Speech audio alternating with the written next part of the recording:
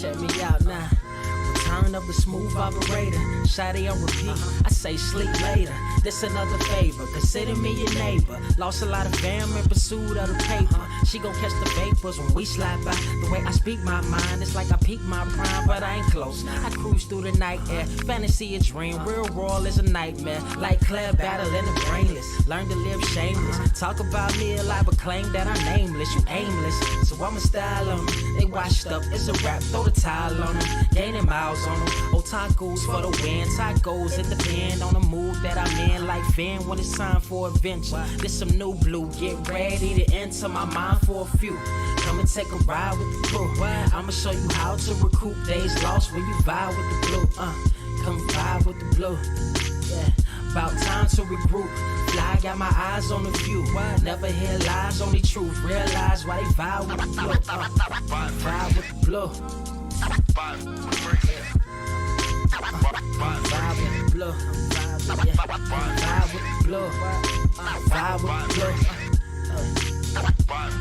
with the blue. Vibe with the blue. I'm talking about vibe with the blue. Vibe with the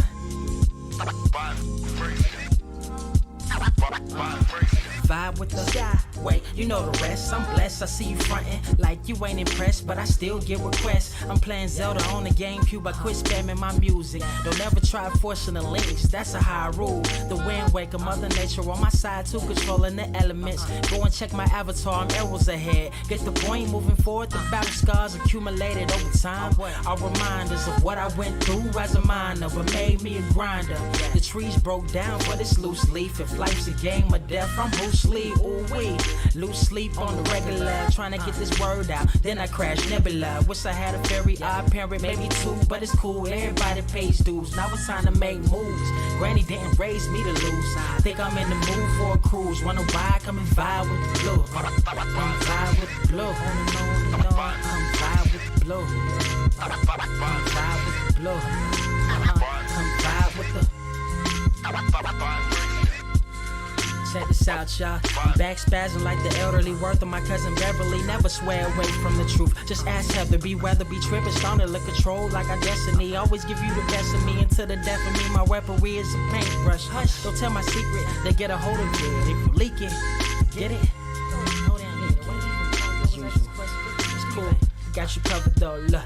But let me get back to that cool-ish, loose-ish. Why they still lying? They don't do this bad at board games. Whole world clueless, selling they soul for roof Chris. Who's this honored fella? Need a sliced extra mozzarella. Crew fly, leg guy propellers. Humanity born like they don't trust fun. Why you dodge to tell her? You don't know, but my odds are better. Life's a gamble, depending on who holding the cards. You can start living at large or it's bon voyage. Charge it to the game. Me and you ain't the same. I'm thinking bigger pictures. Why you still shrinking the frame? Ever blink in the rain?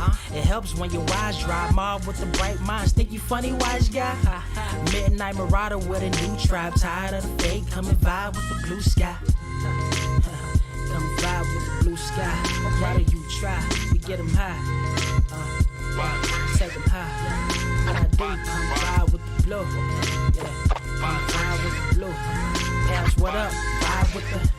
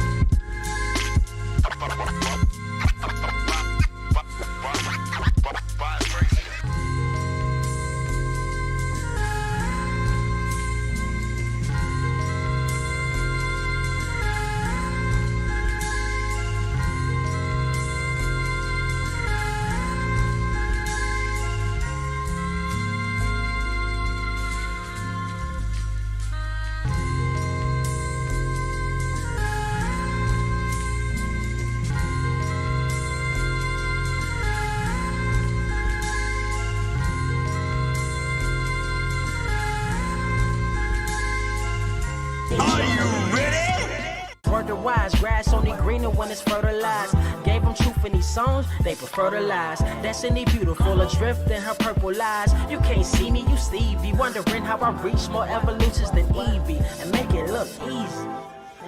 Dream on, yeah. Dream on, dream weaver. Dream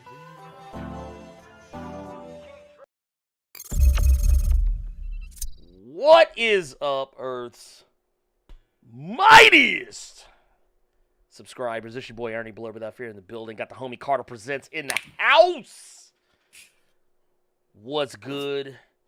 What is good, people? What is good? What is good? What is good? Kings, queens, cosmic beings. What is happening? We out here. Man, dude. Can I just say real quick that Yes. I want to give a shout out to all of my self-respecting black men in the chat right now, and if any of you had Captain America on your Marvel versus Capcom teams, we need to have a conversation. Oh shit! we need to have a conversation. I need all my self-respecting black men to take Captain America off of your Marvel teams, okay, people? Please. Lord, this man said take them off. This man said take them off the team. Lord. That's all I'm saying. Man, we taking them off the whole ass team. I'm just saying, a self-respecting black man would not have Captain America on his team. Then we got Claudie D in the chat. What's up? That boy said, I mained him. See, look, already, first victim. Got to go in the hole. Nah, we want self-respecting people in this stream today. Okay, we need self-respecting people on the show right now. You got to get going. I'm sorry. What? No. Not like this. Not like this. But no, in all seriousness though, look, man, look, we gonna get into it. We gonna get into it. Yeah. We gonna get into it.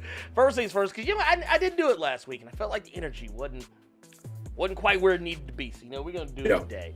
So we got to talk about it, man. Gabriel Knight up in this motherfucker. We got Rico McAdory up in this son bitch. I got Lennox W in this motherfucker. I got Chase Danger in here, always out here putting up with this shit. We got Antonio Logan up in this motherfucker, SFC Cape Killer coming with the clapper, pack. We got Artie Air, this motherfucker from across the pond. John Harris, the Black Rogue up in here. He's snatching your pockets. R. Cali 1 up in here. M. Yuri G up in this motherfucker. Jay Sanders, X Triv. We got Trey Johnson in this bitch. Ed Boy in the cut, like getting you. We also What the fuck was that you did? What the fuck? What the fuck is that? That was that's the cut. Right there you go. We got Trip 08201 up in this bitch. We got Movie Blocks up in this motherfucker. We got the Vampire Hunter Greg out here getting them. That y'all don't know that's Vampire Hunter D's cousin. Y'all better not fuck with him. That's K5 up in this motherfucker. We got LJ Mack. We got the Robo Strange in the motherfucking building. Enigma 9x9 in this motherfucker. Jasper Valiant in this motherfucker. We got Marks 1684 in this motherfucker. We got Dominic Hamer in this bitch. Mike Gilly, Ricky Domo, Michael Orias. We got the Zombie Knight up in this bitch. We also got Alonzo Pierce. We got Claudia D. We got Ty Sam. We got, who else we got here? Sonya up in this motherfucker, because you know what? It's Mortal Kombat. We got Black Nito, leader of the Brotherhood of Evil Motherfuckers, up in here. Let's see who else we got in this bitch. We got Gamora Skipper, Monumental Comics. Got the T-1000 out here still looking for John Connor in this motherfucker. We got Don Charay in this motherfucker. We also got Black Century King in the business. Let's see, we got Ty Sheehan Gadsden. We also got Shiryu Rain in this motherfucker. We got M. Beltran in this bitch. Wilbur Robinson, the homie up in here. What's good? We also got, oh man, it jumped on me. We also got Stu Jersey in this bitch. We also got the Mailman in this motherfucker. We also got, is this Panini Press? Bam, up in this motherfucker. We also got Kevin Lane 14 in here. Alex Benitez in this motherfucker. Debo the Black Panther in the house. And we also got Ezekiel the Telltale Heart. We also got Splosh in this motherfucker. And we also have Blerd Radio in the motherfucking house tonight. Wow. Hey, courtesy of Professor K. Y'all don't know nothing about that. I know I might have missed some people because the chat kept jumping around and moving on you, boy, while we were trying to get with it. But y'all know how it be sometimes. Y'all know how it be. So we're not gonna talk about it. We're not gonna talk about it. Not gonna focus on that. We don't focus on the losses. We only focus on the dubs. Yes.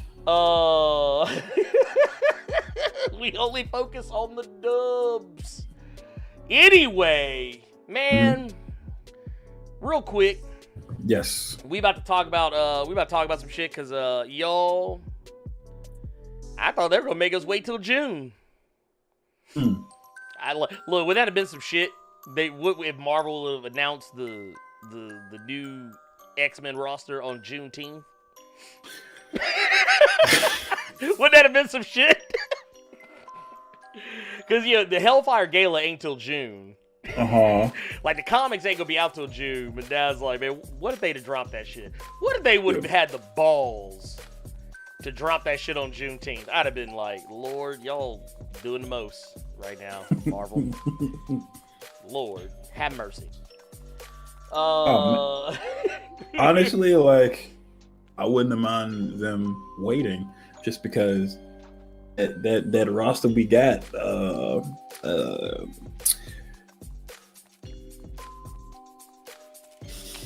Go ahead and say it. Go ahead and say it. Go ahead and say it. You know what you want to say. Man, that roster kind of sus. That roster is kind of sus, man.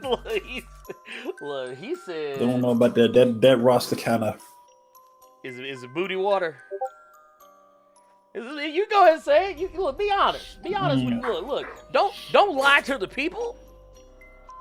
Don't hold back on the people. That roster is the equivalent of this Poke Bowl. Empty. Lord. That roster empty.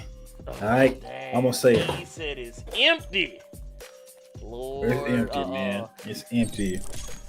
Well, I mean, let's take a look at it. Oh wow, we already got some super chats going on up in here.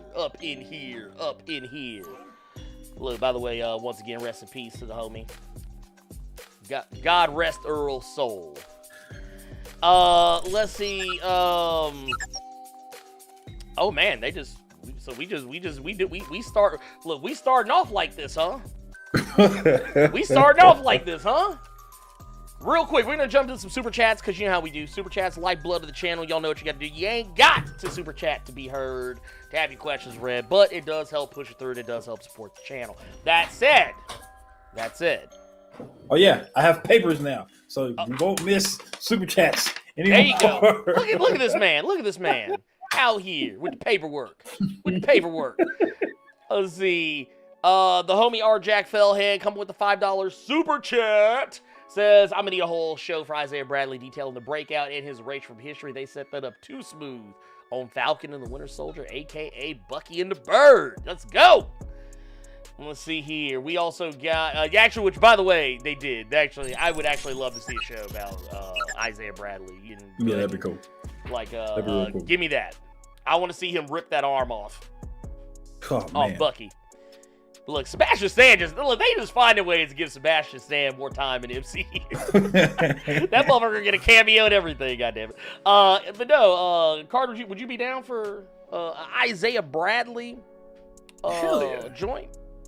Absolutely. I sent what we were talking about before the show. There's a buddy of ours that just recently binged every episode up until this point, and I sent him a picture of how Isaiah Bradley looked, and I'm like, see that big swole fool? A whole series about him and the Red Tails whooping on people? Man, that would be too cold, dude. Look, we're gonna talk about it. We're gonna talk about Falcon Winter Soldier a little bit. So I don't want to wait you throw too much of it out too early. But there's definitely something that Marvel did with this one. I was really surprised with. Art Callie won with a 1999. Super chat says Ernie Carter, First Lady Miss Gladys. Well, the lady who shall not be named. Oh, sorry. The First Lady who shall not be named. Something for the building fund. Sadly, new gig gonna have me working on Saturdays. Mr. Charlie is a hater. Lord. Y'all don't know nothing about that. Y'all don't know about that. Oh man. God. But no, man, dude, hey, regardless all that, man, we appreciate you. We appreciate you pulling up. Regardless, come through and putting some on the building fun. Let's say it. But let's see. We also got Jesse Smith with $5 super chat says, just saying thanks for the still water recommendation. Oh. Well, there you go. See? So here's the thing. I think I know what he's talking about, but I don't know what he's talking about. So when I read Stillwater, I'm like, did we recommend him to play Saints Row or some shit? Like, what are we I mean, I'm sitting here thinking too, I'm like, Stillwater. I'm going to be plagued by this. Yep. It's going to bug me now. I mean, gonna bug what me did I now. tell a motherfucker to read or watch? Or because now I'm scared. Because like now I'm like, now I gotta go look. Because that's I don't know if y'all know this, but like when people say like, I don't think I don't see it. I see the comments a lot of times, even though I may not say anything back. But yeah, a lot of times people will bring up something. I'll be like, did I say that? I don't know. I just be talking. Anyway, thank you for the super chat nonetheless. And whatever the recommendation was, we're gonna figure this out before it's all said and done. That I promise you. Oh, he said the comic. Is he talking about the Chip Zdarsky comic Stillwater? Probably, because I think we did bring it up at some point. I think you know. Okay, somebody just said Chip Zdarsky. Okay, yeah, cool. Chip Zdarsky. Yeah. Jesse said Chip Zdarsky. Okay, yeah. Okay, now because you know what the fucked up part is that that like when you say Stillwater, the fact that you and I were both thinking about Saints Row and not the comic says a lot about us as people. But you know, it is what it is. I was like, wait a minute, Stillwater. Like like that's just a name I never associate with the actual comic. Like I'd never think about the comic first. So yeah. Good comic. By the way, I do want to say something real quick. Oh shit, never mind. Well, I'll go ahead and say it real quick. Yeah, after we took a look at that Jupiter's Legacy trailer, I actually went back and went ahead and wrapped up Jupiter's Legacy. Yeah, folks gonna be mad when they watch that show. They gonna be mad. Motherfuckers gonna be mad. I told you. Motherfuckers gonna be mad. Y'all think y'all getting a Cape comic? It ain't no Cape comic. Y'all better sit down. And then what makes it worse is y'all finna be mad. And then when the next season or something like that starts, and if it follows the comic, and you think you finna get a continuation of Jupiter's Legacy, but you just get a whole long ass prequel, like, Ooh boy, y'all gonna be hot. Y'all be hot in the motherfucker. Look, it's all right though. And honestly, I don't think you're gonna get a season 2. Actually, if you get a season 2, it's probably gonna be that prequel comic because based on some of the shit I've seen in the trailers. It looks like they're just going to go ahead and tell the whole Volume 1 and Volume 2 in one season. Is what it looks like. And wouldn't surprise me considering what we've been seeing out of Invincible, which is another story altogether. Jason Davison with the $5 super chat says, I felt Walker's wife's pain when they took away them benefits. I forgot about the look on her face was the same look I had when I saw Tokenized Sync this week. Lord. No. Well, no, here's the thing. That actually is a great segue because we're going to get into it. No, the thing that I laughed about a lot in the in the whole Falcon and the Winter Soldier, we're going to get into that too. I don't want to spoil too much here. But other than honorable discharge, that's all I'm going to say. That's the white people shit. Look, either you discharged honorably or dishonorably. They only use that other than honorable for white folks. Let's go and say it right now. Okay, I see somebody in the chat asking us something, and I can't remember if we talked about. I think we did talk about this on the show. Blerd and Carter, how y'all feel about Godzilla vs. King Kong? Did we talk about that on the show? Yeah, or me and you just talking we to each other? Talked about that. That was 2 weeks ago. Okay.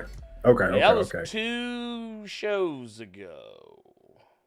We talked about it ad nauseum, and I honestly don't. I be brutally honest. I don't want to revisit it.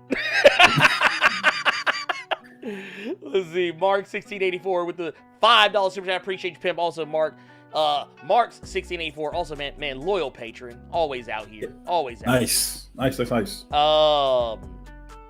Let's see. Vampire Hunter Greg with the $5 super chat says, so have you heard about the 50th anniversary of Kamen Rider is going to bring us the remake of Kamen Rider Black Sun? Oh, yeah, because it's going to be basically what they're doing. I guess they're doing Kamen Rider Black and Kamen Rider RX. Yes, I did. We actually talked about it last week. I remember. These sound like Pokemon. Like, this could be a Pokemon game or some shit. It does, actually. Kamen Rider Black Sun and Kamen Rider Saber. Purple Moon. Kamen Rider 01. Oh my god. Kamen Rider Build. Kamen Rider Ghost. Kamen Rider Ryuki. Ryuki is lit. Kamen Rider Gaim. Mm-hmm. Kamen Rider Agito. Yeah. Kuga. Yeah. Blade. Oh god. Oh, but one thing I can tell you. Yes. Because I'm a counselor. I work at the VA now. Mm. So when watching that episode, and I was just like, what the fuck is other than what the heck? And then I actually read up some shit. Other than honorable is actually a thing. That is why, and actually, I heard that from a friend of mine who's in the military. He said that's actually something that they do. Yeah. Basically, to just stop you from getting anything, you basically a bum on the street. Dude, wait a minute, hold up. Trey just hit me hard. Okay, Trey, you want to hear something funny? I forgot I had the shirt on. That's the fucked up part. You a damn lie. He lying to No, y'all. I did. No, straight up. Lying. I actually, this is the 20th anniversary shirt. I forgot I had the motherfucker on. I just grabbed the shirt, threw it on. I wasn't even thinking about it. I was not even thinking about it. Oh, God. I would bring back the blurred beard, but man, honestly, I hate facial hair on myself. That's a little known secret. Most people don't know that about me. I actually hate facial hair on me. What's wrong with you? I mean, I use it see, here's the thing. Here's what happens. Here's how you get the blurred beard. You get the blurred beard when Ernie gets lazy. Yeah. Ernie don't feel like sitting in front of the mirror in the bathroom for, however many minutes it takes to shave my face. And it's why a lot of times I don't shave my head sometimes. Like, some of y'all might know, sometimes I just say, that's how you can tell I am in a fuck it kind of mood. That's how you can tell. You can tell, I'll be like, man, dude, Ernie don't give a fuck today. That's how you know. If you see me rocking that George Jefferson. Yeah. Oh, no. See, I see you go that far, then I'm going to thank all of you all for the ride that we have had on the Blerd Cave. I respect you all for allowing me to come in on the show. But if I see that nigga with a George Jefferson, I quit. Look, wait, and not even like George Jefferson on on the Jeffersons, but like you gonna go back to that damn movie. I knew it. No, I'm gonna go to Amen. See, most of y'all don't know about Amen. Y'all don't know about this. Nah, yeah, I couldn't. Wait, wasn't he the deacon? Wasn't he the deacon on Amen? He wasn't like. I think he wasn't the reverend. He wasn't the reverend. That was the other guy. But I think he was the deacon. Was it Deacon Fry? Was that his name? I gotta look it up now. I gotta look it up now. Hold on. I gotta look it up. Somebody, Trey Johnson said, that's your Digivolution. Look, and then wait, but see, no. So when I get my when I do my the Mega Evolve? Yeah. That's when I go to the George Jefferson in the was it Up and Away? Ugh, you want to talk about a motherfucker who does not need to evolve? It's Blerd Without Fear. Jesus Christ. Look, Sherman. Wait. I found it. Okay, so Sherman Hemsley's character's name.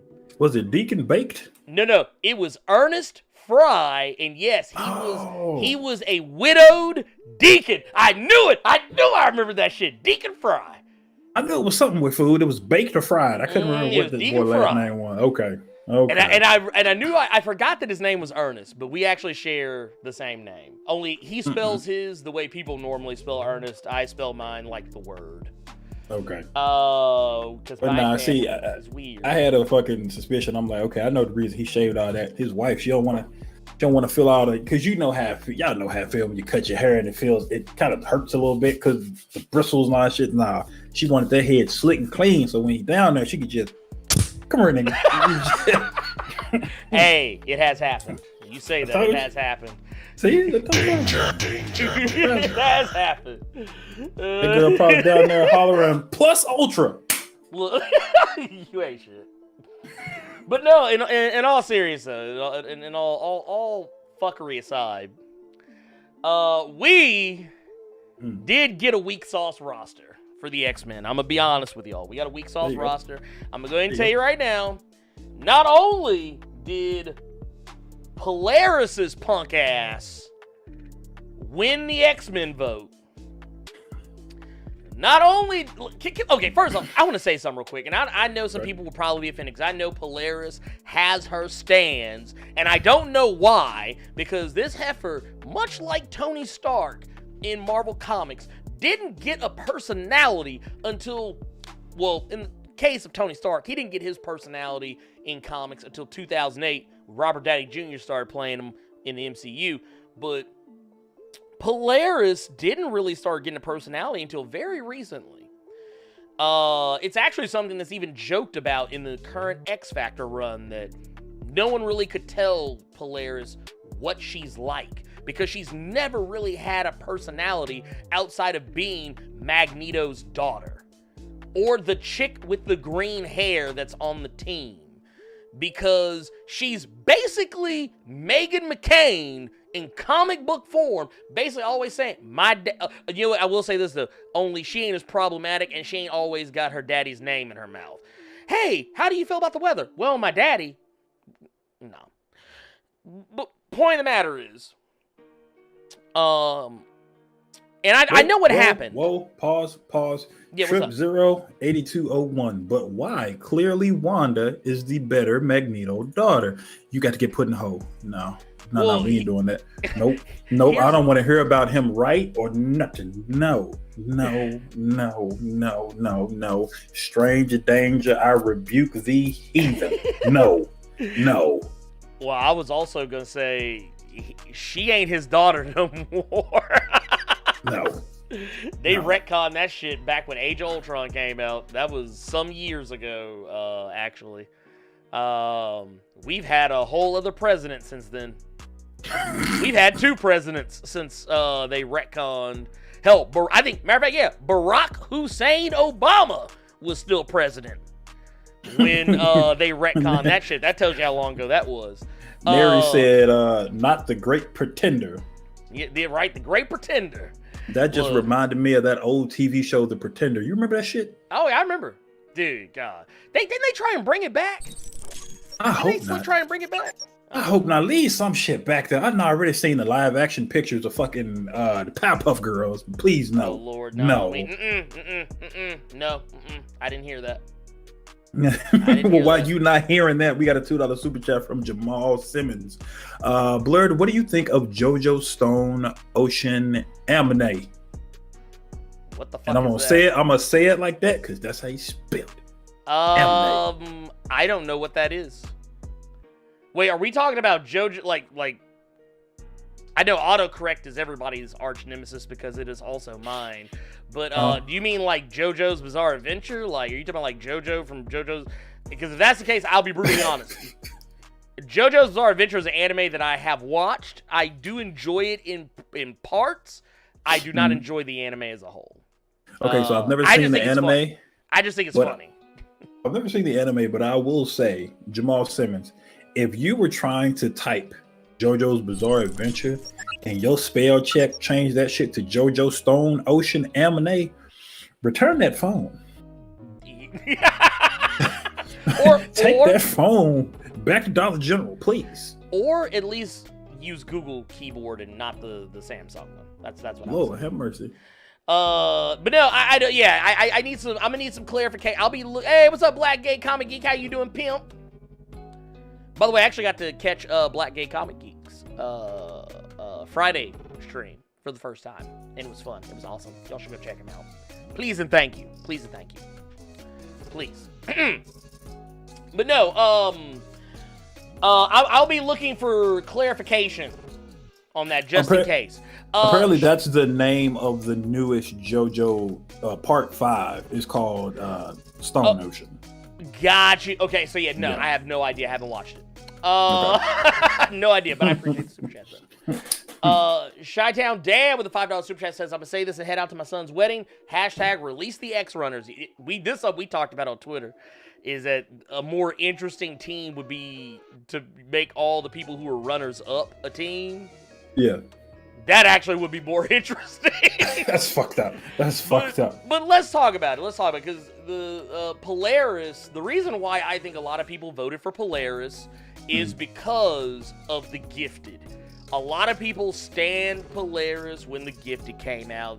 Once again, just like I talked to a lot of different creators in comics on Twitter, a lot of them have said the same thing. A lot of people who were voting for the X-Men in this X-Men vote, many of them were misinformed.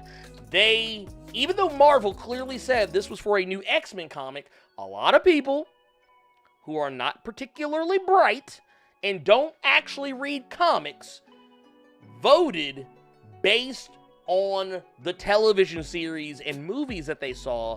Not only that, a lot of people voted thinking that this was to pick what characters were going to be in the MCU. Which is kind of fucking dumb, because they literally said it was for the new X-Men comic. Not a new X-Men movie, X-Men comic. People are fucking stupid. Apparently, Marvel fan agrees with that Twitter convo you were having, because that's actually a good name for the runners up. You say they could just call it the Reg-X. I like that. Yeah, call it the Reg-X. Yeah, that's actually dope. Hold on. Cut the check. Y'all already know what time it is. Cut the goddamn check. I would be here for it, because think about it. You have, what was it? Okay, so it was 10 people total. You had Tempo, Cannonball, Sunspot, Marrow, Armor, Strong Guy. Who else was on there? Banshee, Forge. Why am I blanking on the other one? There was another one that I'm missing. Oh, Boom Boom. Boom Boom was also on the list. So yeah, that's a more interesting team than the one that we're getting. Now we'll say this, and this is kind of going directly into this, but I do want to make sure people understand that from what I have understood, the way that I heard it from Jerry Duggan, who is writing this current X-Men series, the way that it was, hey, ain't nothing wrong with him. Bullshit. Hey, you may have forgotten about it, but I remember that Fantastic Four X-Men piece shit he wrote. The fuck out of here. No, that wasn't him. That wasn't Gary Duggan? No, that was Chip Zdarsky. You talking about the one that just recently happened? That was Chip. No way. That was Chip. I just wait. Nope. That was shit. Hold up. I know he's written. No, because I know that Gary Duggan has written. So he's written in X books and it's whack. He writes Marauders. He writes the Marauder series. Why am I getting a bad taste in my mouth from Gary Duggan? Because he's written a piece of shit. Okay. So here's the thing. Let's go ahead and talk about it. Because he's writing Cable. That's what it is. He's writing not Damian Wayne. That's why. Oh, okay. That's why. Is Cable the best book? No, but I've been. Here's the thing, though. I actually have been enjoying Cable for the first time in a long time. Gross. I don't like grown-up Cable, but I mean, basically the whole point of his comic is to explain how old man Cable is coming back. That's the whole point of it. And that's basically where it's ending. Cause I think it ends in the next 2 issues. And the arc they're on right now is basically letting you know they're bringing back old man Cable, because young Cable is having to deal with Strife, and young Cable can't handle Strife. So they need old man. It's whatever.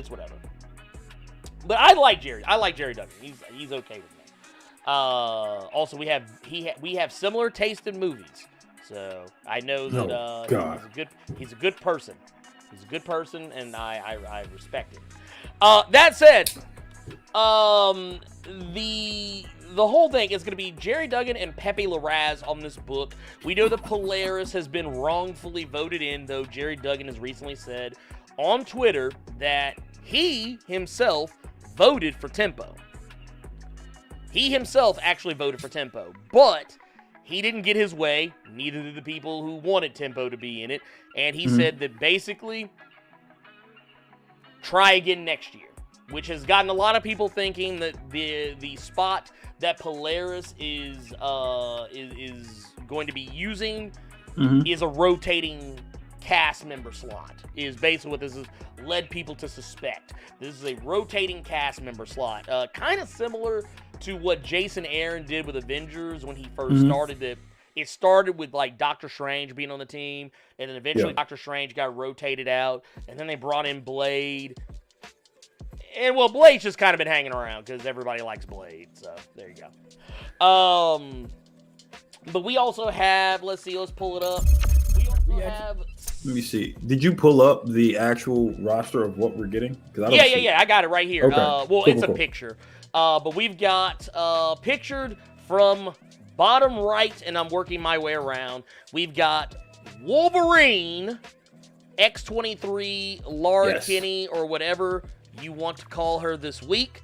I actually like calling her Wolverine because it triggers people.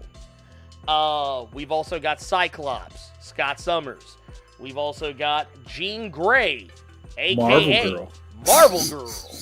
With the skirt. Did you know people were triggered about that skirt? I actually saw some people making some really ugly-ass tweets. Like, I'm talking about, like, fucking sexist and misogynist. And not just dudes. There were some women that were saying some shit, too. But they were probably sock puppet accounts. It was actually probably dudes with, like, women as their profile pic. Because that is actually a thing on Twitter. But neither here nor there. We've also got, of course, I mentioned Polaris. We've also got Sunfire. Sunfire is going to be on the squad, which that actually made me happy. I'm here for that. We got Rogue, who I could not give a shit about. And last but most certainly not least, the homie Sync.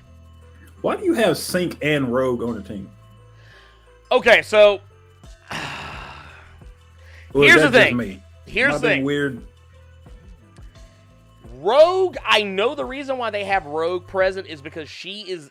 Okay, so she's not there for her power-stealing ability. She is there because she, once again... I think she's back to having super strength and flight and shit like that. Okay. At least I believe that is what is going on because they've kind of... Over the last few years, her powers... Because, okay, here's the thing about Rogue a lot of people don't know.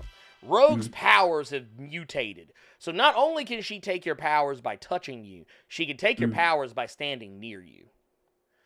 And she wears this, there was like some choker or like a thing or whatever she was wearing that actually helped keep her powers from doing that. But like a lot of people probably remember a video I did for Captain Marvel where I talked about the last fight that they had, and she was literally draining Captain Marvel by just being within 10 or 15 feet of her. Yeah, she's going to be the muscle. Rogue is going to be the muscle on the team. Now, here's the dumbest thing I heard. Telekinesis was trending on Twitter yesterday, and for good reason. Okay. Because some idiot said, why would you have, because you just said, why would you have two people who can steal powers on the team at the same time? There was somebody else who didn't have an understanding of what telekinesis actually is. So they said, why would you have Polaris and Marvel Girl on the same team? They basically have the same power. And yes and no at the same time. Because they basically thought that telekinesis and the ability to manipulate the electromagnetic field is the same thing. It's not the same thing. Telekinesis is someone's ability to move things with their mind. Yes, so is the ability of being able to control the electromagnetic spectrum does actually allow you to move metal with your mind more specifically, but you can do so much more. Like that's basically saying that all Magneto can do is move metal. That's what that says. That's basically what that says. But no, that said, that is our squad. I appreciate the fact they're actually allowing Sync to be great because you can actually see this picture right here. He's actually using Cyclops' optic blast, Polaris' electromagnetism, and Marvel Girl's telekinesis all at once. Yeah. And that means he can also use Rogue, Super Strength, and Flight. He would be able to use Sunfire's fire abilities. He'd be able to use Laura Kinney's healing factor and such. As long as they do something, because I feel like they have to at this point. If they do something with Sync and Laura, that'll make me want to read the book. Mm-hmm. As long as they bring up because I know a lot of people liked that issue. It's like X-Men number 19. Yeah, I know a lot of people liked it, but I'm like, that has to be heartbreaking. So I think it's going to be cool to see how he reacts to someone who he's been with for fucking years over there. Mm-hmm. And then you come back here and she's just looking at what you want. You know what I mean? Right. So they're either going to put, hopefully they don't play it for laughs and they play it like, damn, like this girl was my heart and she knows nothing. Right. So I want to see the story of that. But as for everybody else, I could give shit. Yeah. Like, I mean, I'm here for Sunfire. Because you needed some Asian representation on that team. I wish we would have gotten like, some more brown representation on the team. Mm-hmm. Like maybe someone like a Rainfire or like an Arclight. Or granted, you have Sunfire and Rainfire, it becomes kind of redundant. But maybe, like, I know Richter's on Excalibur, but hell, you just pulled Rogue off Excalibur. You could have put Richter on this team, for Christ's sakes. Shit, you can pull Polaris off her book too. And that's why I like what you said about a rotating spot. Because if it's a rotating spot, she can stay on Sword. Mm-hmm. Because that book is good, and she shouldn't leave that book just because. Oh, she's on X Factor. Is it? Yeah, she's on X Factor. She's not in Talk about Sword. Polaris? Yeah, she's on X Factor. She's not on Sword. That it's I know you're thinking about. I know you're thinking about because they have the same color hair. You're thinking about Abigail. Am I racist and horrible? Am I a horrible person? No, you're not horrible. I mean, put myself in the hole. But here's the thing: Abigail Brand has more of a personality than Polaris. My heart, I've been putting myself in the hole for a second. He's like, let me get out here with Sabretooth real quick. Man said, let me get down here with Sabretooth right quick. But no, it's I don't know, man. Here's the thing. I would have rather they just taken. I would be more interested in the team of the people that didn't get picked. Yeah. You know, that's kind of, for me. Also, why is Darwin not on the team? Why is Darwin not on the team, Ernie? I don't know. Were they scared they were gonna upset some people? Oh no, Gary Duggan was gonna. Maybe he was gonna do like his first arc where Kevin Bacon, Sebastian Shaw was gonna come up and murk him. I don't know. Just like literally have Darwin say, "Yeah, I can't be killed. I can't die," and then literally just kill him. Yeah, have Kevin Bacon put a tennis ball in his mouth. Yeah, bro. That's what's gonna happen. Yeah, and I agree with Black Phoenix. This is a very safe team. It's a safe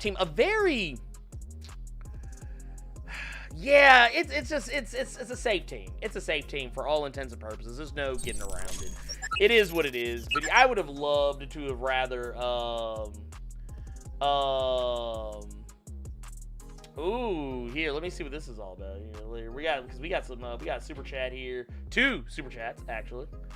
3. Oh, I'm writing them. See, I'm writing them. See, I'm doing stuff. I love how every time I try to click the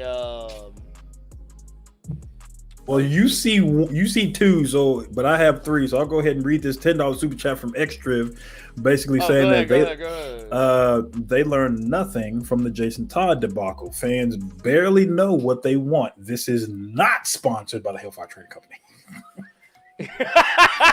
I love that. I like it. Well, and here's the thing. I want to jump on that for a sec.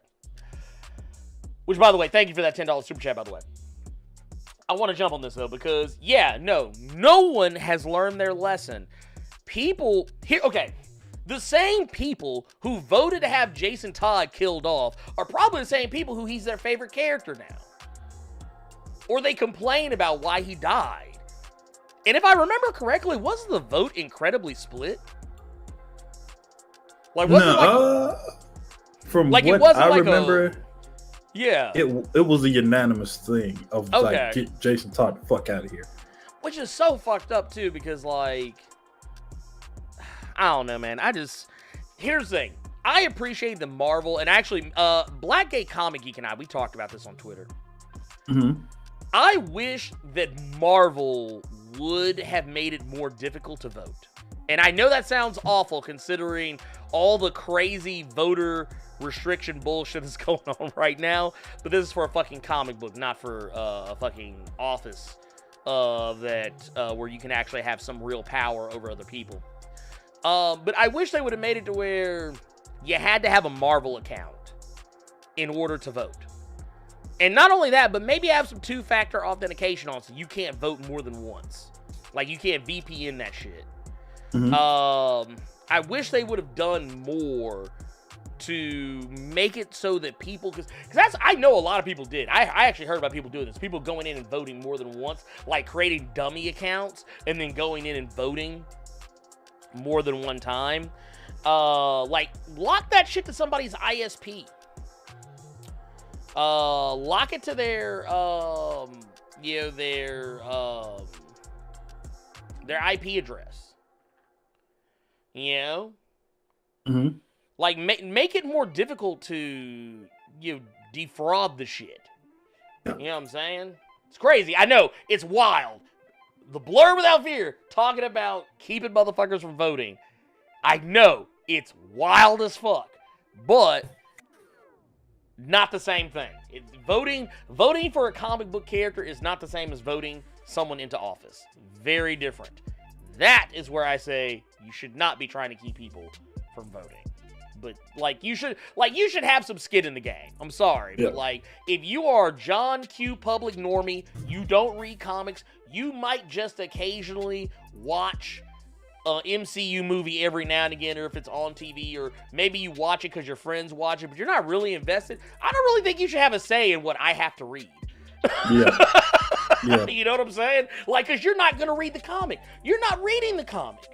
That's what I know about a lot of people. A lot of these people they're not reading the comic.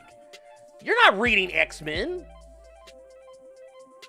You're not reading, you're not even reading comics, period. Mm-hmm. Yet you somehow have a say in what the fuck I gotta read? No, I don't like that. I don't like it at all. Sorry. But no, there you go. What was it? King Kunta with the $5 super chat says, Sink is that token black dude on the team. Yeah, sadly he is.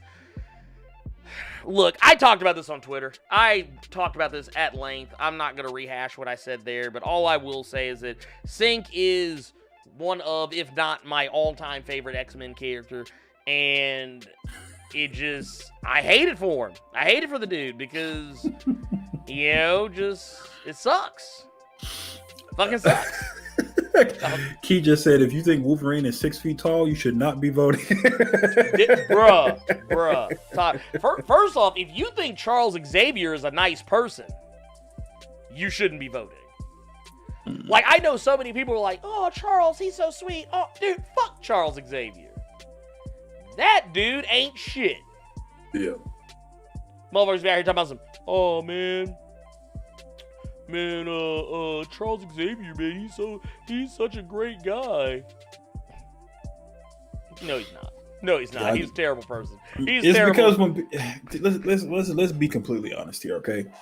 Let's keep it a buck, like we always try to do when you're not hating on Ray Fisher.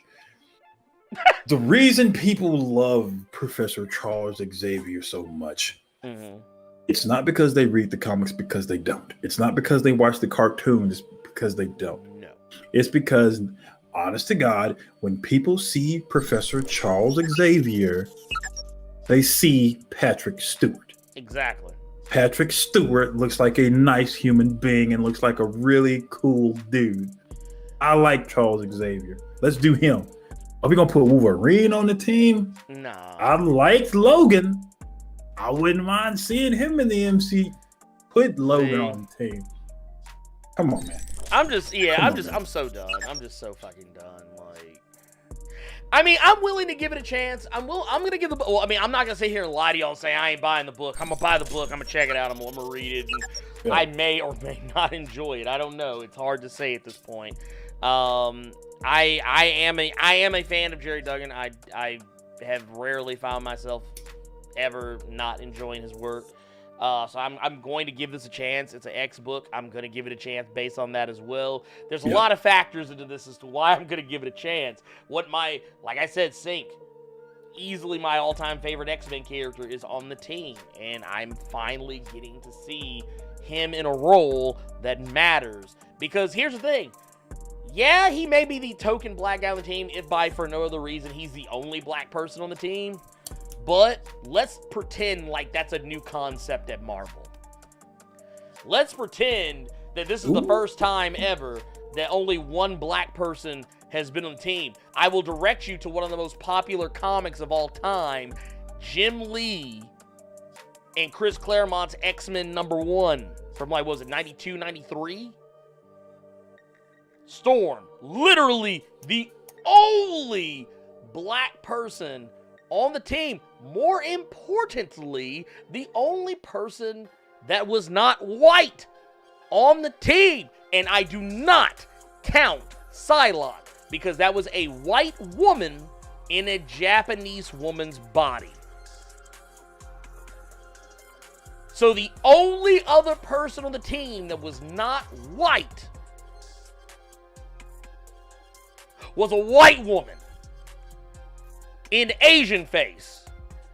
And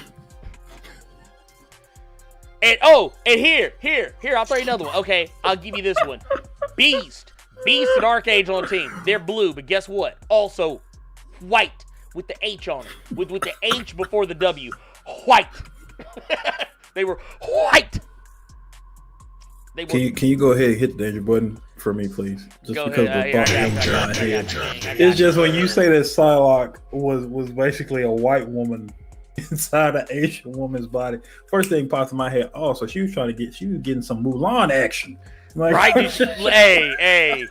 Hey. Look, she was on that Alter Carbon. She was on that Alter Carbon shit. That's some reverse Alter Carbon. Wow. It wasn't like a white, they put an Asian dude in a white man's body. Yeah. Oh my god. Anyway. Wow. Let's see here. We also got the homie Robo Strange with the $15 super chat. So I need to hear y'all thoughts on the Twitter drama. What do y'all think about Bleeding Fool? Looking like a complete fool. Talk about Heather Anto. I thought it was Bleeding Cool. Yeah, but they also are some bleeding fools. I tell you what, we are gonna before we do this, do you have anything else to say about this X-Men roster? No. Exactly. You know what? Ooh, I do. Oh, go ahead. I do. The only thing I like about this roster, because when I read it before I saw it, and I saw Wolverine, and I just like, fuck. They're gonna do it again with having him and everything. And then I saw X-23. I said, okay, cool. I will accept her being on the team. I like that they kept her name was Wolverine from the Tom Taylor run, because old man Logan let her have it. He gave it to her. And my daughter, there you go. Right. So I liked her being on the team, because now the only book that Logan has is his and X-Force. That's all I can give that book. Well, I mean, Laura is on it. So I'm gonna be honest with you. When I did the same thing. When I saw Wolverine I was like, well, Mhm. Wolverine on yet another book. Mm-hmm. And that's all was Laura Kinney, and I was like, thank God. Yeah. I was like, thank Yeah. God. Because, I mean, I was very vocal about it. X-Men number 19, I was very vocal about it. I said, this comic is great. However, I hate the fact that they are probably going to do to Sync and Wolverine what they did to Cyclops and Frenzy with Age of X so many years ago. And I don't want to do that again. I don't want to revisit that again. I don't.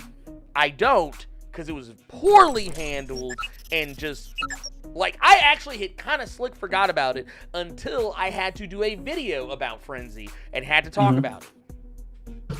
But I'm glad that they at least are taking this opportunity to maybe hopefully continue the story between Sync and Wolverine, and hopefully it progresses in a way that is favorable.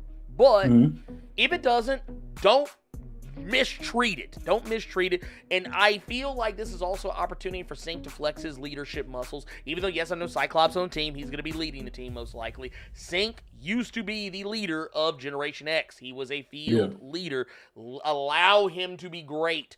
I want to see him. I kind of want to see Sync do what Cyclops kind of slick tried to do with Prodigy, but it never really got to be fully fleshed out. I'm kind of hoping that Cyclops does take Sync under his wing and allows, I want Cyclops to kind of step aside and allow Sync to flex his muscles as a leader, and not just sometimes how kind of okay, Cyclops and Storm. How Storm and Cyclops would kind of listen to one another, be like, okay, cool, what do you think we should do? All right, cool, what do you think we should do? Okay, cool, let's put our heads together. All right, let's do this. That's what I kind of want to see between Sync and Cyclops, if that makes any sense. But that said, let's move on. We're going to address the super chat we got right here from the homie, the Robo Strange. And I'm actually going to look at this article that we got. Apparently, here, let's see here. Okay, so there is. Okay, here we go. I got it. Go back a little bit. And you know what? Oh God, I hate. First, can we just go ahead and say right now, I'm not a huge fan of Bleeding Cool, Bleeding Fool, Bleeding Assholes, whatever the fuck their name is this week. I'm not a fan. I just want to go ahead and put that out there into the ether right now. Not a fan. But basically, let's see what's going on here.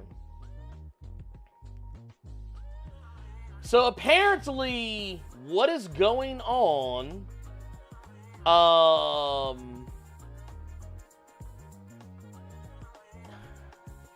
And I don't. Okay, I'm not under. I'm trying to understand what's actually happening here. But apparently, it says. I'm looking at a picture here of one of the things. It says what? Okay, here, let's pull it up. Maybe Robo Strange can help me make. Well, but I think I can get what it's saying. The Bleeding Fool article is basically saying that Jim Lee is saying no to Heather Antos doing anything DC related, according to their sources. Jim Lee is basically saying when it comes to Heather Antos, fuck out of here. Right. But then you see from yesterday, she makes an announcement saying that she's going to be joining IDW Publishing. Right. And she's going to be able to edit Star Wars, Marvel Comics, and stuff like that. And the one person that they just said they had sources that basically said Jim Lee told her to eat a dick is one of the first people congratulating her on the new job. So, okay. So, all right, here's the thing. I'm not familiar with Heather Antos, at all. Just not a name that crosses my desk very often. All I can say to this is, fuck that bitch. I don't know. Shit. I mean, I just know she was going at Jay Lee for a minute because apparently he was saying some racist shit. Apparently, I don't know the full scope of that story, but I do know. Wait, she was going after Jay Lee? Yeah. What was she going to So wait, explain to me the whole Jay Lee thing. Now that I don't know the whole story, but well, I see. They said that she made some racist she made some against him. Yeah, she said some comment. I think I may have even said it fucking wrong, but basically, she was going at Jay Lee, and it was kind of suspect. I think a few people have said that she might be a commentator for sure. Yeah, I don't know the whole stuff. thing, but basically, she was dogging out Jay Lee, and I don't understand. I don't know. I'm trying not to call this woman out her name because I don't know who this person is, but I don't know who this bitch is. Like, I mean, here's the thing though. If she's making racist attacks against Jay Lee, then fuck her. She ain't shit. Look, here's my thing. If she has the temerity, the unmitigated gall to racially slander another individual, then yeah, she a bitch. But we don't know how true that is just because I'm sorry, it's allegedly. It's from Bleeding Cool. I'm not even saying allegedly. I'm just saying it's because the story is from Bleeding Cool. Yeah. So we don't know how true that shit could be. True. Because they're saying all these sources are saying this about one of the top DC artists, one of the top DC dudes, but then you have Jim Lee come right back around and congratulate her on doing a job. Jesus. I don't know. Robo Stray ain't gonna have to speak on this one. That's one because I'm so far removed. Like here's the thing. I think most people probably don't know about me is that while I am very keenly aware of like Comicsgate and their fuckery, I don't really keep up with all the different individuals and fucktards and shit that come out of that camp. Like, I know who Ethan Van Sciver is, and that's more than I ever want to know. I'm still mad that Sean Gordon Murphy is apparently a comic skater because I really like Batman White Knight. Yeah, well, he did try and come out and say something about that. Like, he tried to clean it up. I don't remember what was said, and I've had a hard time kind of looking at him since then. But yeah, I don't keep up with all these motherfuckers. I just don't give a shit about any of them. Because my opinion is this. If you're out here perpetrating bullshit, you're out here perpetrating evil against other people, then I don't give a fuck about you. You ain't shit to me. Here, wait. I got a... Here, wait a minute. Let me see. I gotcha. Got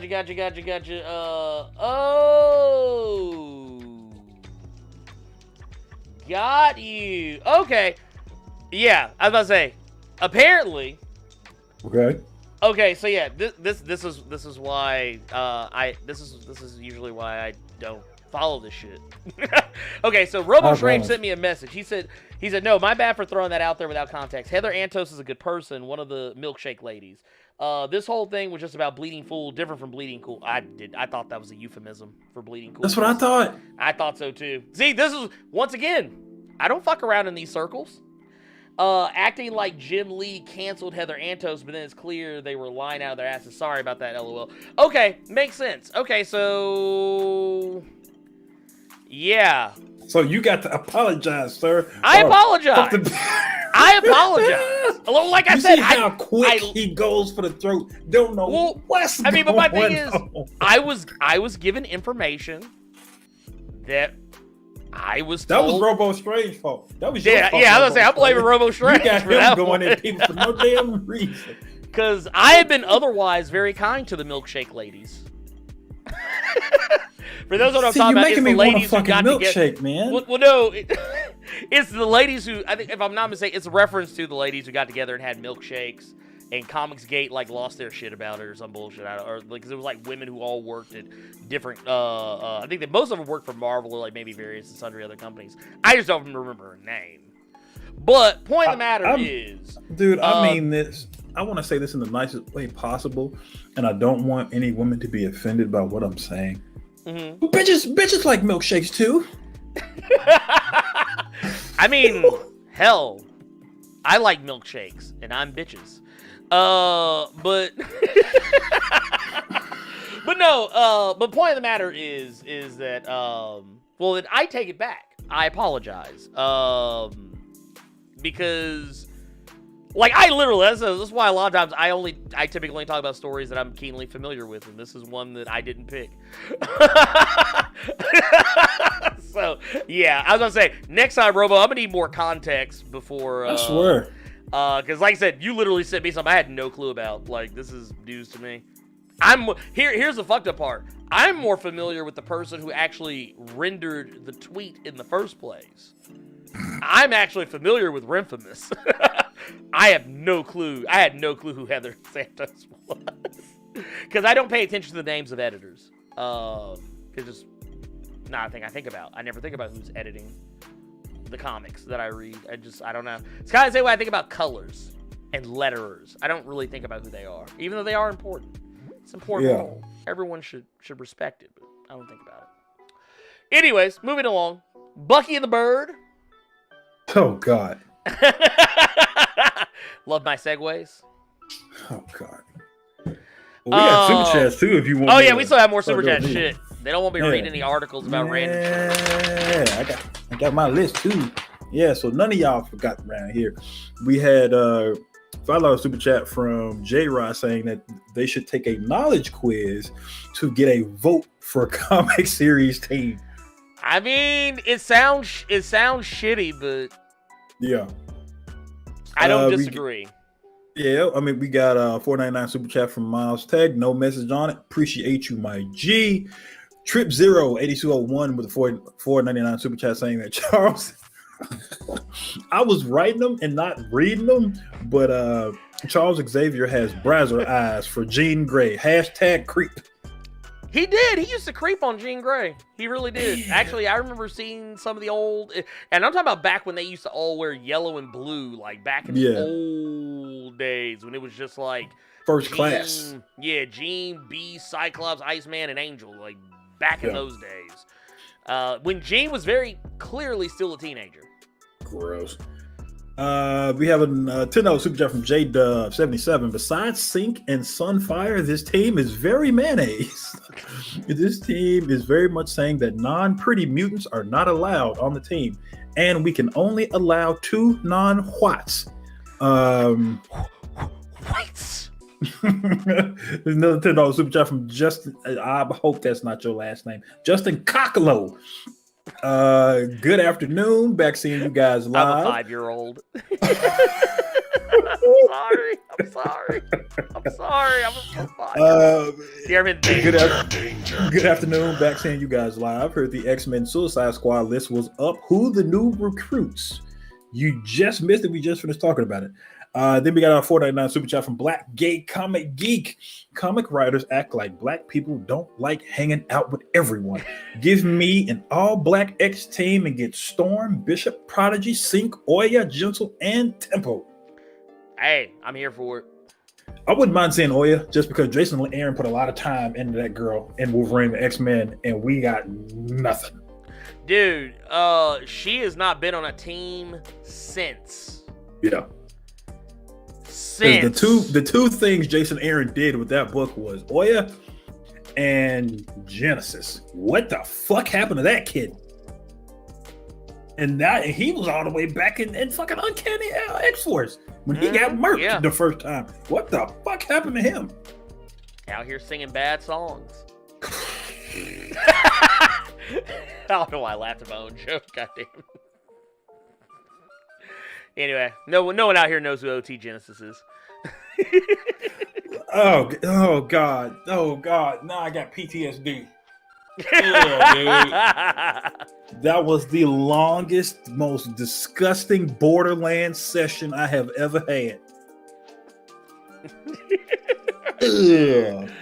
Dude, I forgot about that.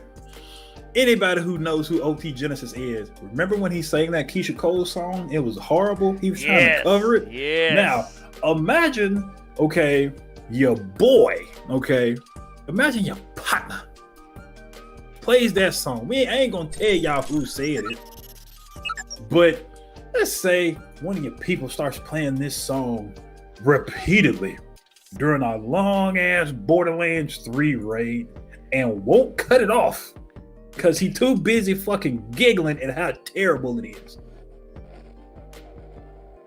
And Robo Strange, that's a Silver. Welcome to the Blerd Club, my G. Whoop whoop. But man, I forgot about that. No, we don't have to. See, you come in with the shit, okay? You come in with the shit.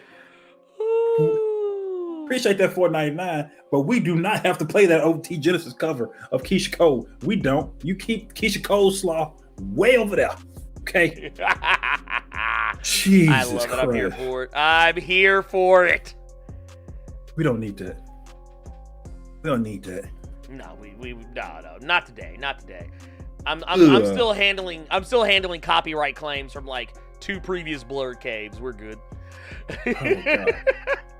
Anyway, Bucky and the Bird. Yes. Falcon and the Winter Soldier, Black Falcon and the White Panther. Black Falcon and the White Panther. There we go. Oh my God.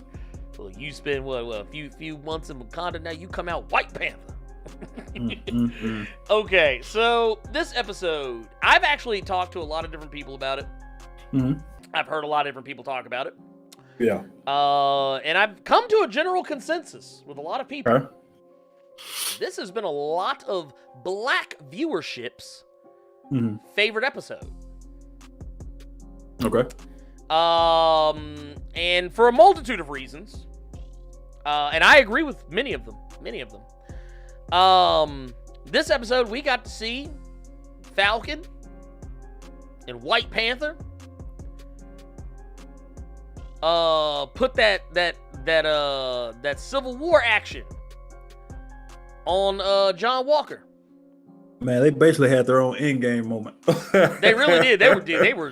They were tag teaming. I knew you were giddy for that just because fresh off the heels, if you have not seen his video about Black Panther issue number 25, please go watch that. About T'Challa having his in-game moment. I got the movies mixed up, but you got T'Challa having his in-game moment, and then you come to Falcon and the Winter Soldier, where Bucky and Sam basically have their Infinity War moment of trying to rip the shield off of John Walker. I will say though, and I'm not trying to give him props. I'm trying to play devil's advocate a little bit, but let's be honest. Let's take Sam out of the equation real quick, okay? Yeah. We're gonna keep this super soldier to super soldier. I mean John Walker to Bucky. Now we know why he was picked to be Captain America, because he whooped Bucky ass for a minute. He put in work with that shield, yo. Oh yeah, no. He actually, dude, I ain't gonna lie. I was like, damn, Bucky. John Walker turned into Loaded Lux and said, "You gonna get this work. You gonna get this work." You know the funny thing about it is, and this is something I think a lot of people haven't really brought up, and I think I heard Black Gay Comic Geek bring this up on his show, was the Winter Soldier, or rather, this is not the Winter Soldier. This Bucky. Yeah. This Bucky ain't trying to kill nobody. He ain't trying to catch no bodies. Yeah. But man, I would have loved to seen it if like brainwashed Bucky. Winter Soldier, I want to see if Winter Soldier would have came after him, how it would have gone, how differently the fight would have gone. But yeah, no. John Walker was out here. And the thing is, they kind of let us know from the jump, John Walker was already a good fighter. He was already a world-class boxer in the military, good hand-to-hand combatant. It wasn't that he can't fight. It's just that he was always trying to fight people who had either more training than him or had powers. Like the case of Carly, like the case of the Dora Milaje and then the Flag Smashers, respectively. Like when he went against the Dora Milaje. I'm sorry. I'm reacting to the super chat we got because no one has talked about it. We about to get to it, but no one has talked about that but me. And I like it. All right. Okay. Okay. I know what he talking. Yeah. Okay. Yeah. I see now. Yeah. But no, I loved it though. I loved it, and I love the fact that Bucky was ride or die. Bucky was ride or die on this shit. Like, he actually helped save Falcon from getting killed, because John Walker was ready to kill his ass. Yeah. The same way that he killed the other dude. And I love the fact that in all this, we got to see a lot of cool little maneuvers back and forth. But just the fact that when John Walker was like, y'all don't want to do this, and Bucky was like, nah, we want to do this. And here's the thing, we want to do this. Here was my problem with that. It was just like, dog, Sam don't want to do this. Sam again went the route that he goes with Carly. And he almost had him. But instead of John Walker fucking it up this time, it was Bucky fucking it up this time. Because Bucky just want to fucking fight him. Bucky just want to put hands on him every time he see him in that suit. Every time as soon as he said, I am Captain America, Bucky just want to throw hands on him. Oh yeah, no, he wanted from that moment forthwith. Yeah. Let me go ahead and bring up this $20 super chat from Brother Beige. I like where your head's at, bro. You're the only person other than me who has said this. But Sam Wilson, when he got the shield, doing that jetpack assisted charging star on John Walker was too cold. I like it. Okay. That was the first thing I noticed. Another thing I noticed was you can tell this was the first time, and I never even noticed it, but the show is like PG-13 or something along those lines? Mm-hmm. Give or take. This was the first episode where I noticed, because they broke his arm, but didn't break his arm. If you paid attention, you heard Walker's arm snap. Yeah. If you didn't, you think that they just, because if you watch it with subtitles, in the show, when they snapped that arm of John Walker's, he's screaming because his arm just got snapped, but it was a very quick cut. Mm-hmm. The subtitles said that he was screaming no because they got the shield away from him, and they didn't show you that arm anymore. When he got right back up, and it was a really jarring edit they did at this scene. But he gets up to go get the shield, and he goes to swing at Bucky, but they switch sides. It's a very jarring edit, and I noticed it immediately just because of the filmographer it made. But that's when he picks up Walker, charging star, that whole thing. But the reason I said it is, like, that was the first time I noticed, oh yeah, shit, kids supposed to be watching this. They can't really keep on that arm getting snapped. But then you see him in the sling later on, and that was just something else that they show in frame that his arm bent Trey Johnson, but it was very quick. Yeah, it was a fast cut. They didn't linger. It was real fast. They did not linger on that at all. It was quick. Show Sam with the shield. They spent more time showing his arm in the sling. And then we see later on by the end of the episode, he doesn't even have it in a sling anymore. Like, he's back to being fully healed because super soldier. But no, there's another thing. I'm glad you brought up subtitles, because I'm not going to talk about it right now, but it's something that comes up later that if you have subtitles or closed captioning turned on, will actually give away a plot point, I believe. Okay. That I don't think people were supposed to catch. But no, but yeah, okay, so beyond all that, this episode, there was a lot of black empowerment in this episode and commentary on the black experience in America, dating even back to slavery and post slavery. But we got to see Isaiah Bradley come back, which I thought was awesome. We also got to get a few more lines from Patriot, or who will eventually become Patriot, which I thought was really cool. I love the conversation that Falcon was actually having with Isaiah Bradley, albeit I will criticize the conversation and say that I feel like Falcon is made to be intentionally dense when it comes to problems regarding race, because he always seems to act surprised when racist shit is happening.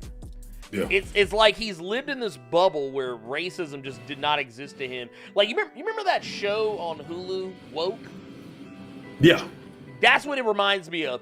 Falcon reminds me of the main character from Woke. Like, he just never experienced racism before, and then one day, boom, he woke up, now everything's a surprise. So, what? I didn't know this was a thing, huh? Well, I think I would disagree with that. I would disagree with that. I think it would be more so he knew that it existed, but I ain't got to worry about it. I'm an Avenger kind of. You know what I'm saying? You know what I'm saying? I feel like he's naive to it, though, because like he acted really genuinely surprised that the government tried to hide that there was a black Captain America. Yeah. Or that Isaiah Bradley exists at all. He was like, how could they do this? Why would they? Motherfucker, you know. You black. You know better. You literally just got I think lit up by Isaiah cops even told 3 him episodes that. ago. I think Isaiah even told him that in the episode, like, you're a black man, you know. Yeah, no, right. That's why I love this episode, because, dude, Disney actually let Marvel get away with basically saying white people ain't shit. Yeah. So, and that's one thing that a buddy of mine really appreciated in this episode, because the way he said it was, he's like, that was not in the script. That brother was just watering his plants, just saying a conversation he will probably have off camera. And they was like, no, go ahead and keep it. Yeah, they was like, no, keep on. Like, wouldn't it be funny if you found out that they didn't know that they were filming? like Anthony Mackie and Carl Lumbly just sitting having a regular ass conversation, and the director like happened to be like they're looking over the dailies, and they notice that Carl Lumbly and Anthony Mackie's still talking off to the side on the set, like waiting in between takes, and he's like, wait a minute, what are they talking? Wait, turn the mics up. What are they talking about? Wait. Ooh, this is good. Are we rolling? Oh yeah. No. I never stopped. He's like, keep that shit going. Keep it going. Yeah. Keep going. No. Go ahead. No. We're not shooting. We still got 10 minutes. Before we resume shooting. Keep talking. Y'all don't mind us. Yeah.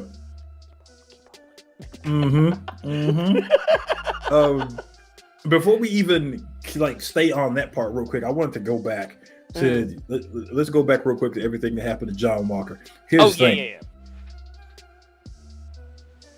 I thought it was a little bit fucked up. Because, and maybe this is just me feeling like this, and you can by all means, people love when you and me get into it. Oh shit, let's see what happens. Okay, let's see. Come on, I think what happened with Walker during like the court scenes, he basically got to see it from our perspective of, and I really don't want to bring, well, I mean, we got to bring racism. Yeah, I mean, you got to bring it up. I mean, the show brings it up. How black folks could do it. Okay, people of color, let's say that. Okay, we do so much, but then situation happens and all of that shit just gets pushed to the wayside because we got put out there like that. You know what I'm saying? So just the fact of he was put in the position of being Captain America, and you could tell from the first time we see him, he know that he ain't over his fucking head. So yeah, he took the serum and it fucked with his brain, but at the same time, for all you Tekken fans out there, because I said this to Ernie before the show started, he took the super soldier serum, so you know he was already on edge. And then to see Carly hit his best friend with a Paul Phoenix death fist.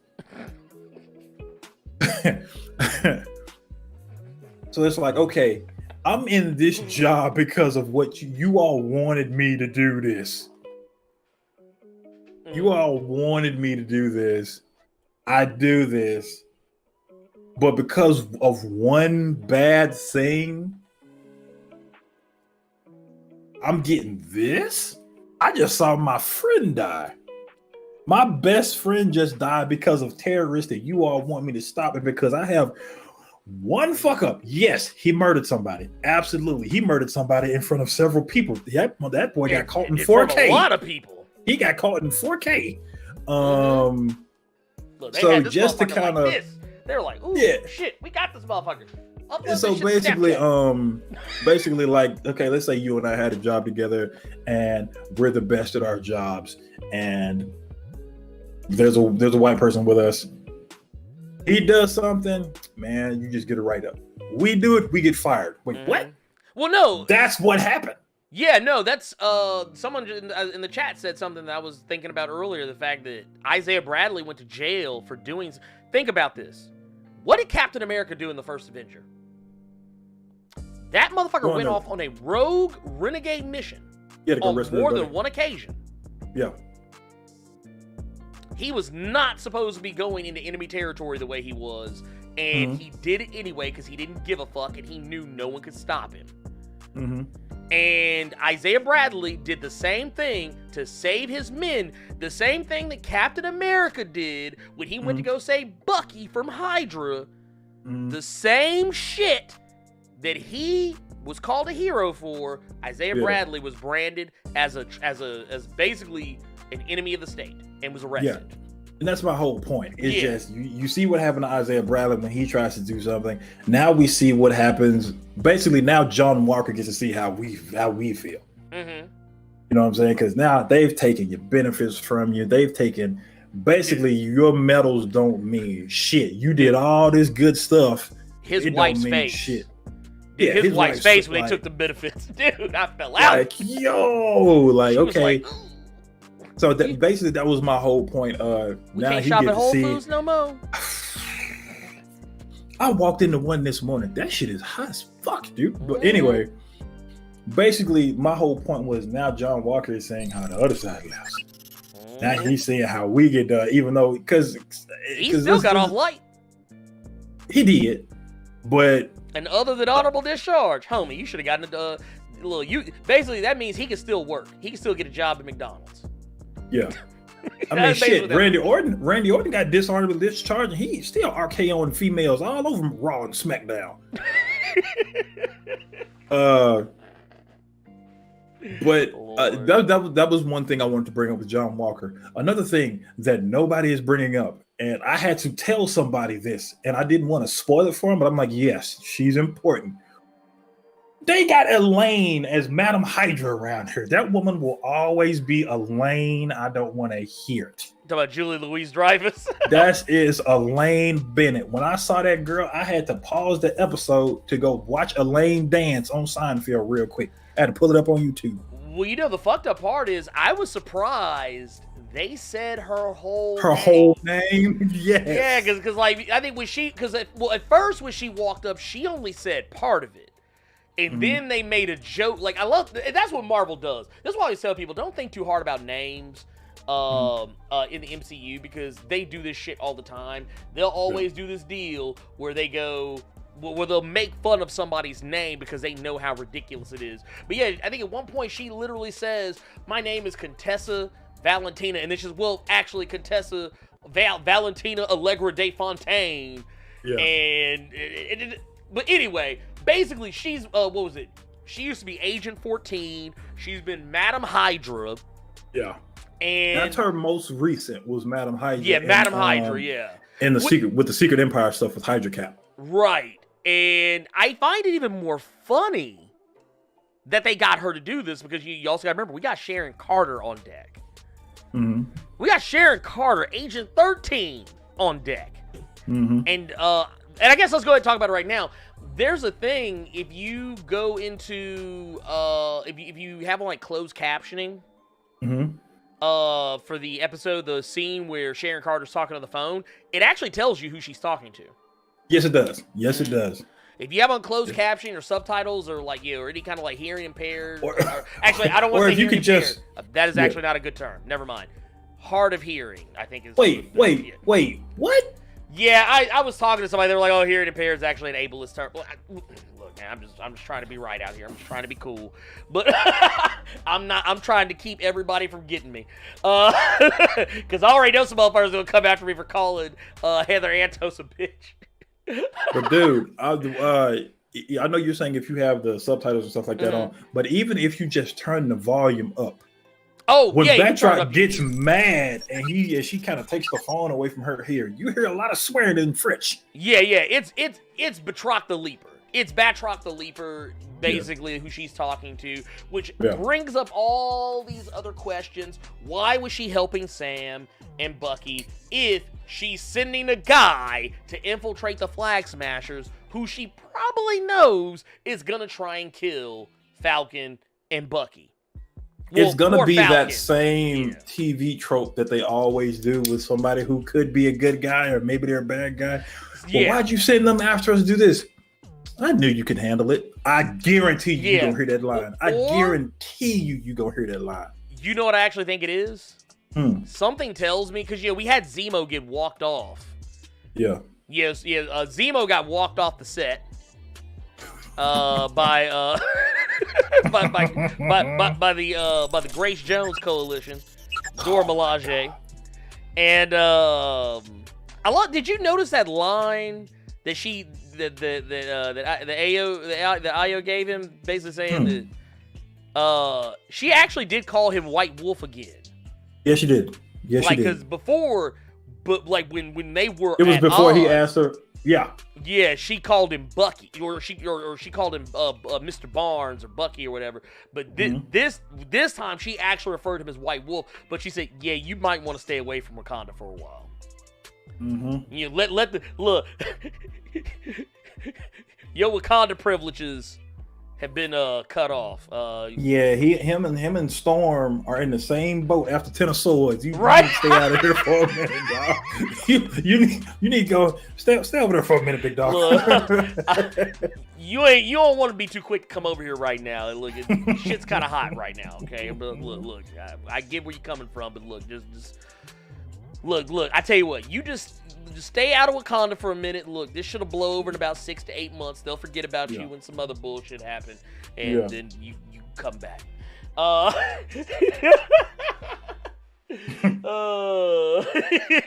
no, so yeah, I wonder, but the thing is, I think what is happening is, I feel like Sharon Carter might be, because we all thought Zemo was going to be the gateway into the Thunderbolts. Yeah. I think it might be Sharon Carter. I think it might be Sharon Carter because they've actually teased that they're going to do more with her. Yeah. And they said that she's got there's a reveal with her character coming up. We just don't know what it is yet. And I hope she's not Power Broker, dude. I really hope she's not. I think The only reason I say that is because it's too obvious. It is. But you know what? The funny thing is, kind of like what the showrunner said, there's no mystery here. It's basically like how buddy cops is usually never a mystery in buddy cop comedy action movies. Honestly, that's kind of why I think it probably will want. Like, okay, all the crazy crackpot theories that people came up with for WandaVision that had no hope of happening, that's one thing. This one, I'm almost kind of like, you could probably get away with some of them theories because you might actually be right. Because it's kind of, a lot of stuff is like super obvious. Not the crazy ones, but the ones that people are like, oh man, Mephisto, because they said the devil's in the details and they said this and that.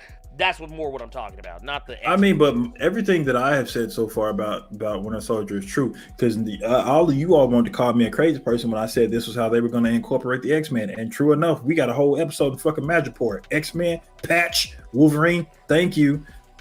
I mean, that's true. It is true. It's true. Let's see here. we got a lot. I'm still writing. I got some pulled. We go ahead and jump to these real quick because I don't want to get behind. We already are, but I don't want to get even more behind.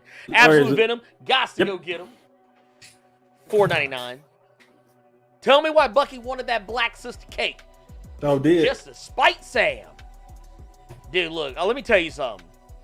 Bucky spent a lot of time in Wakanda. Don't think for 5 seconds he ain't tried to clap no African cheeks. I guarantee you that man was out here with one arm and still laying down the law. Oh yeah. Look, did you see the look on Bucky's face when Ayo said he couldn't come back for a while? That look was because he's like, damn, man, I had a shorty over there. Yeah, you weren't gonna hear them Wakanda drums anymore. He wasn't gonna be able to walk in the old girl bedroom here. You ain't gonna hear that no more. Look, White Panther, Yep. White Panther. You gonna hear them black drums. You ain't gonna hear that no more. Look, he was used to he was used to seeing his girl do this when it hit right. Well, she said talking about some. Bruh. Could you imagine somebody doing some shit like that? The reason I have this look on my face is because you know I'm gonna try that bummer, right? Yeah, you ain't shit. You know I'm gonna put her hands like that, right? And I'm trying it today. I swear to God, I'm trying it today. You gonna get me in trouble? Oh Lord! Trouble. But I did love how Sam's sister Sarah was kind of like. She gave that look. Yeah, like, Bucky said, "Hey, Miss Parker." What that left arm do? Danger. You had to ruin it. You had to run. You had to go too far, didn't you? I had to. You always got to do that shit. You got to go too far. You can't stay on the plate. You got to go all the way up. You got to let the food drip off the table. That's what you got to do. You always do that. You know me, man. I always got to. I got to. Look, what was it? John Harris, the Black Rose, said Bucky needs to turn into Winter Soldier again. It's like we knew more, and Bucky couldn't remember how to fight. Dude, okay, that's the thing though. When he was Winter Soldier, he was brainwashed. He was trying to kill people. Like, he didn't care whether he hurt anyone if he was Winter Soldier. But when he's Bucky, he actually cares. That's why he ain't fighting as hard. That's what I'm saying. Like, I don't understand why so many of you all are saying that. We've seen this in every form of media known to man. Hell, when they're a villain, they are cold. When they're a good guy, nowhere near. Hell, Spike. Spike and Buffy. He wasn't trying to kill everybody he came into contact with once he was getting a taste of that Summers. After he got a taste of them cheeks. Yeah, once he got some of them cruel intentions, you like what I did there? You like what I did there, y'all? Did you get it? Did y'all catch it? What I did there? The cruel intentions? Did you catch it? Okay. This man. Okay. Oh, we got K Kudu with the $5 super just said that was suit looks, not savagery. Hoodie looks. Yeah, that wasn't. No. You absolutely right. You absolutely right on that one. Oh yeah, no, straight up. Elijah Bell, the 999 super chat says Bucky and Sarah flirted was so unexpected right out of left field. Honestly, I expected it. I saw that shit coming. I didn't even look at it as flirting. I just looked at it as, hey, how you doing? Mm-hmm. But I did kind of see her, like, she did kind of get, like, here's the thing. They gave each other, like, a look, but I don't think anything's going to go there with it. I just think Bucky, honestly, I think is just happy that he's being accepted. That he's someone. Yeah, he's not around people are terrified of him. Yeah. Right. They treat him like a regular motherfucker down the street. Yeah. Right. Look. And I was about to say, ain't they in the South? They're in the South right now. Dude, yeah, they don't give a fuck Louisiana. about him. Yeah. Yeah, they don't give a fuck about him. They know to holler at him to fight them Gators. That's how they know to holler at him, Louisiana. Use that arm real quick, spring on this Gator. Look, hey, come over here and open this mason jar. Wait, I also love how they explained why he doesn't use his arm so much. Like, he's like, I'm right-handed. And I love that. It's so obvious. he's like, I don't think about it because I'm right-handed. But no, Trip Zero with the 499 super chat says Wakanda to turn Bucky out and he's spitting assistants like he's Chet Hanks. Oh man, that is the greatest thing ever that I have found out recently. Dude. Chet Hanks is out here, y'all. Dude, he swear up and down he want to be black so bad. Said Chet Hanks no white boy summer. Dude, Chet Hanks, now you gonna know this because we're Memphis boys. Chet Hanks, I believe, is the reincarnation of Lil White. Boy! The reincarnation of Lil White. I want to see if I can find a picture. Hold on, wait a minute. I know motherfuckers ain't gonna know who we talking about. I already know. The very first white boy of the 3-6 Mafia. Woo. Little white. Boy. Hold, let me see if I can find him. Ooh. Boy. Here, y'all look. Okay, so this is who we talking about right here. This little white. This little white right here. Look. And look, and dude. You know, look, because see, this is the thing. This is why I'm kind of okay with Bucky and Falcon and the whole series. Because you got to think about it. Especially living in the South, black folks always got that, like, no matter what group of black folks, they always got that one white dude that be hanging around. Just a one white dude that's just in the group. You know, he'll always be there. But, like, you know, that dude, he'd be like, yeah, he all right, he cool. Let me tell y'all something right now. You don't get no N-word pass, though.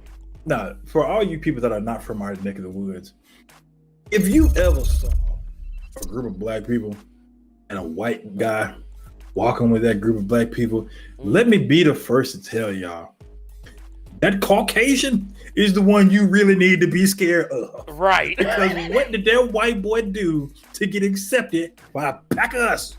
Mm-hmm. Look, and look, he probably done caught a body. He probably caught a body. He'd have done something for somebody, and they all respect him. And you fuck with him, because like, no, this our white boy. You can't fuck with him. He gonna get protection.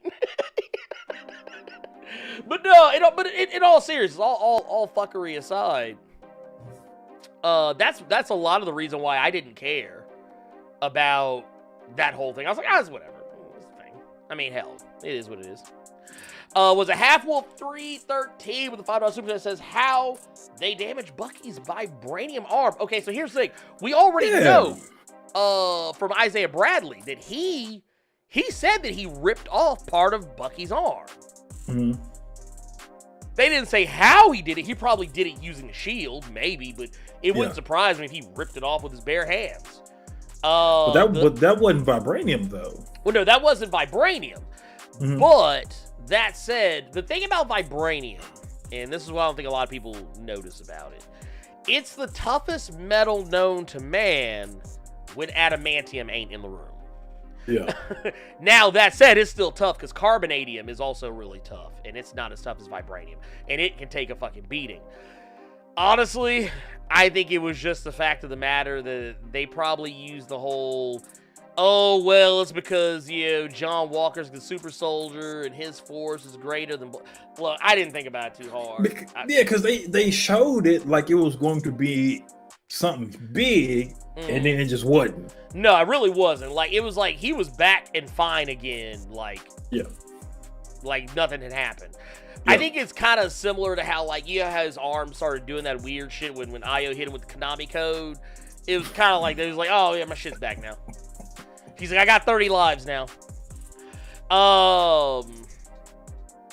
Let's keep it moving. SFC Cave Killer with $10 super says a lot of black vets deal with the same issue as Falcon. It's pretty common after living in a bubble for 20 years. Well, and I can see that. I can actually see that because I feel like you wind up... I can't personally speak to this because I've never served. But I do feel like a lot of the people I know who have served, you kind of feel like you're a part of a brotherhood. And it may paint your perception of things a little bit differently if you spend a lot of time in it. But I did feel like Falcon was way too quick to be like, hey, let me make some phone calls. Let me call somebody. It's like, dude, you just Falcon. You can't even get a bank loan. How you gonna help me? Mm-hmm. You Falcon, you just saved the world from Thanos. You have an infamous line on your left that is famous. No, you can't help me. But no, I totally get it because I think, and I say, I've said this before, I think that eventually, and I think this episode probably did it more than anything else. Y'all know I like to talk about Paul Mooney's famous line, and I think that Sam caught it this episode. He got his nigga wake up call. Wake up, nigga. I'm reading the super chats. I'm not making your face. Somebody, oh God. Wait, what is it? Oh Lord. It's $4.99 super chat from Miles Teague, basically saying that Sharon Batroc are scrolls, and it's setting up Secret Invasion. Oh, he's talking about, yeah, Sharon Carter and Batroc are scrolls.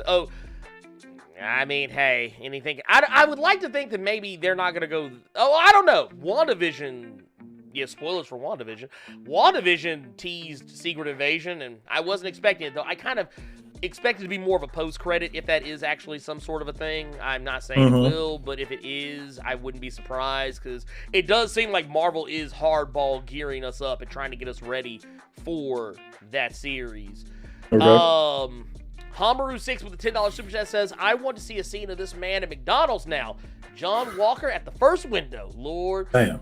Look, wait. Can he be like Louis Anderson on Coming to America? Oh, God. Now I'm on fries. And that's when the big bucks start rolling in. I thought you were going to bring up that Louis Anderson cartoon. Oh, dude, no. Don't nobody need to. Don't I used to watch that shit every Saturday. I'm sorry.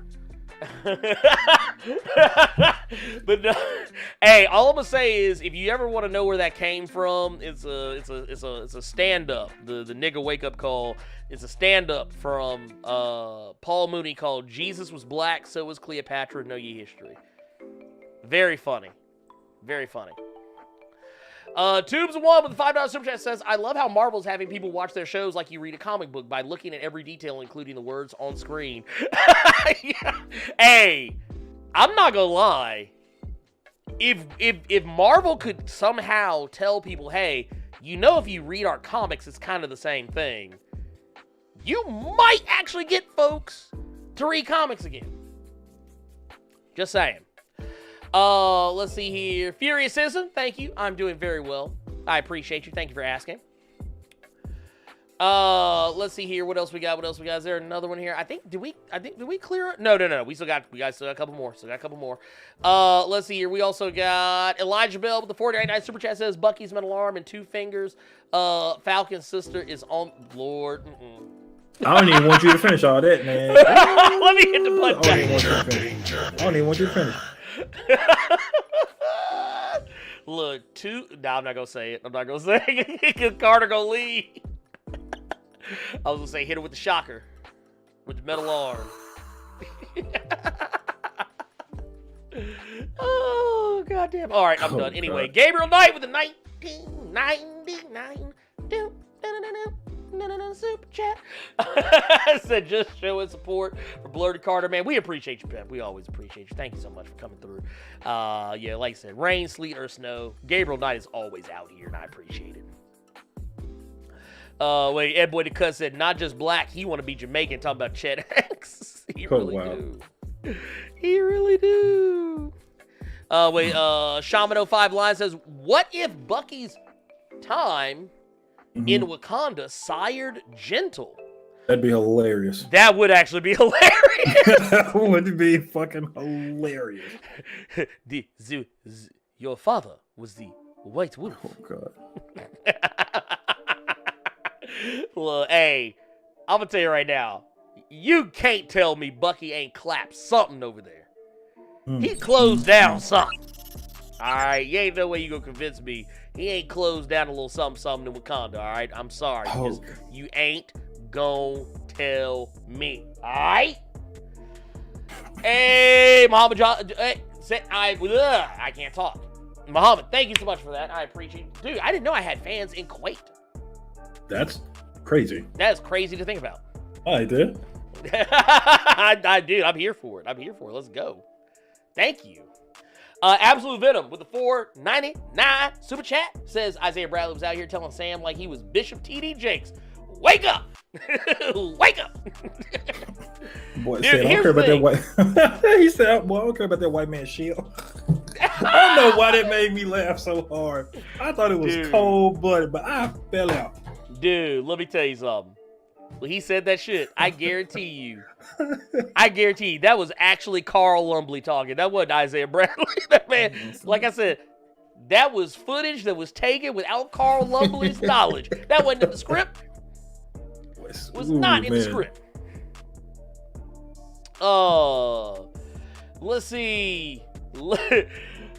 I mean, all in all, though, another thing I want to talk about too, the commentary this episode about just everything. I loved it. I love the fact when Bucky woke up and saw the kids playing with the shield, like they were so excited, and then like one of the kids got to touch the shield and was like, oh my god, like that was some symbolism right there that just really spoke to me. Watching Falcon train with the shield, like him getting better, showing how how he was able to at first not really be that good at it or having difficulty. Like he could throw it around simply and make it bounce back, and he would catch it, he'd be like a little umph on it. But then like he started practicing with it. He started trying to throw it under duress, like while he's like doing other stuff. He was trying to multitask while throwing it, and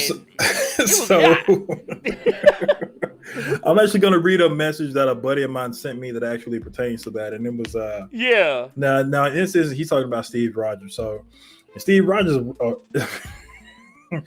okay, Steve Rogers is a real nigga for handling that shield like he did, because Sam practicing with that junk and it flying back at 200 miles per hour, about to take his head off, made me say I might be straight on that junk. I might be straight on being capped. Dude, that shield flying back at me like that.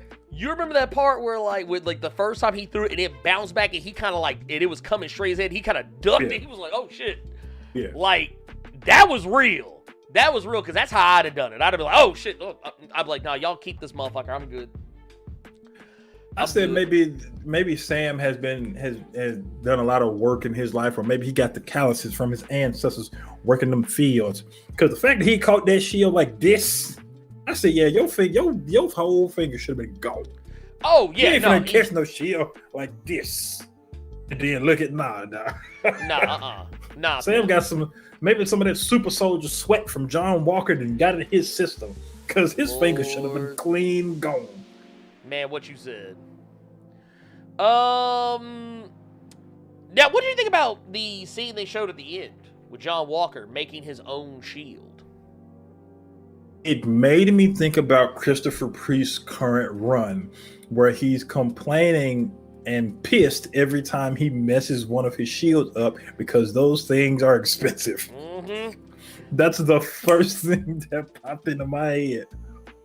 What did you think about him lying to Battlestar's parents? So I think he did it. Okay, so here's how I feel about that. In his mind, because if you go back to when the episode started, he was so out of it, he swore that was who did it. More so saying a flag smasher killed him, so that's who I killed, right? So I think that's one way to look at it. Another way to look at it, I would say, this family's son is dead. I would look at them and just be like, yeah, and the person who did it, yeah, they're still out there somewhere. So I could kind of understand it from that point, to just give them some kind of peace. Just like, okay, this horrible thing happened to our baby, but at least the person who did it was brought to justice. That I kind of understood it. Plus, now I do understand the bad side of it, just because he didn't want to make it look like he was a shit Captain America that couldn't bring Lamar's killer to justice. You can't really say like, yeah, your son caught a death fist and the girl who did it still out in them streets. No. So I kind of understood why he lied. And I think it was for their benefit as well as for his benefit. Now, I love how some people bring it up, the sister, Battlestar's sister. Oh, she knew he was full of shit. Yeah, she knew he was lying. Yeah, she smelled it a mile away. Yeah. She was like, I smell bullshit. Because she did. She looked at that motherfucker like, Speaking of sisters. We all know that look. Oh, yeah, no, I didn't call that look. Every black person knows that look, from whether it be your mama, your girlfriend, your wife, you know that look. You'd be like, ooh, shit, I've been caught. But no, man, speaking of sisters, we're going to pivot a little bit. Okay. Marvel has announced, as of last night, They are going to be introducing a new black female Captain America. I heard about this. The United States of Captain America #2, which I believe is slated to come out in July, is going to be introducing Nichelle Wright, who is going to be the black female Captain America. Now, before everybody gets upset, this is not something that I think is actually going to stick. You know what? It's not that you think it's not going to stick. You know this shit ain't going to stick. Yeah, I know it's not going to stick. And when I saw people talking about this on Twitter, and I read up and I researched a little bit, I just didn't give a fuck because it was clear as day what this was.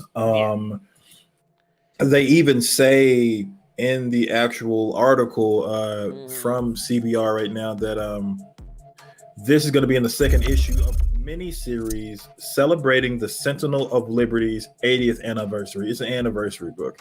Yeah, that's all it is. That's all this is.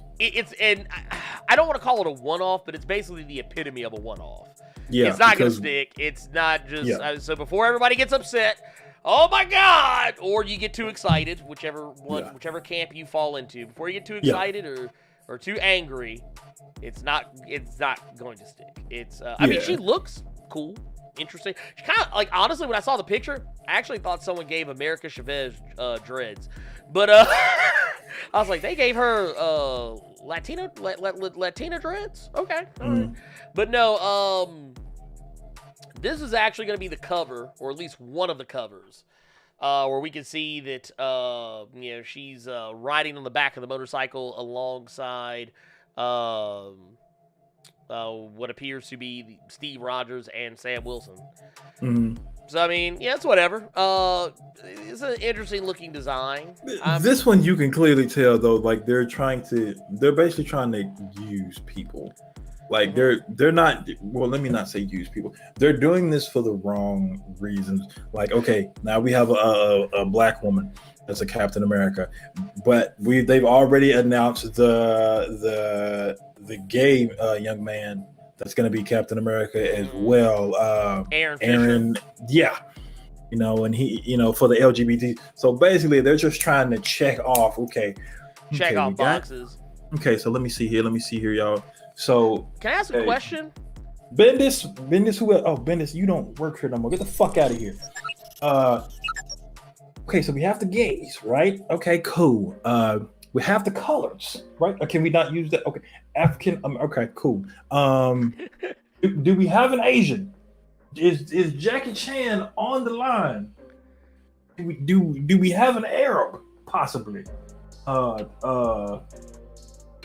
we not? Get Jake Gyllenhaal. He was Prince of Persia, so he'll work cool. So I wouldn't be, I wouldn't be surprised that the next one we see is we got a Captain America that's paraplegic. Like, I gotta ask a question though. Why did she only choose one pant leg? Wait, what?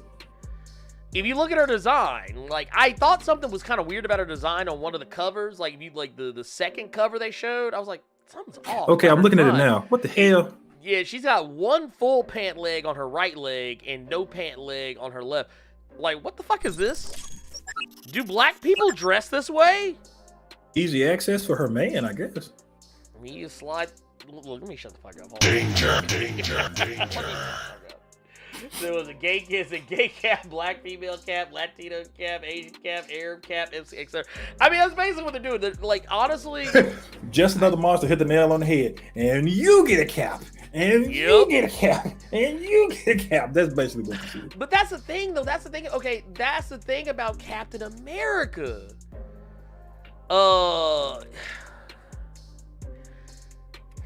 Captain America becomes less special when it's let me take that back. Please, clean that up. Let me take it back. I get what they're doing. They're going for Captain America Incorporated. But the thing is, you can't just have a whole bunch of random and sundry Captain Americas come around. I'm not saying that not everyone can be Captain America, but what I'm saying is, if you're just gonna have all like I don't know, pick a lane. Either make Captain America special by having it rotate to a different person ever so often, or do it for the right reasons. Do it for the not right this reasons. shit. Yes. Not this shit y'all doing. Because this is plain. No, this is ain't blatantly obvious. This is obvious what y'all doing with this shit. No, this is not it. This is not the one.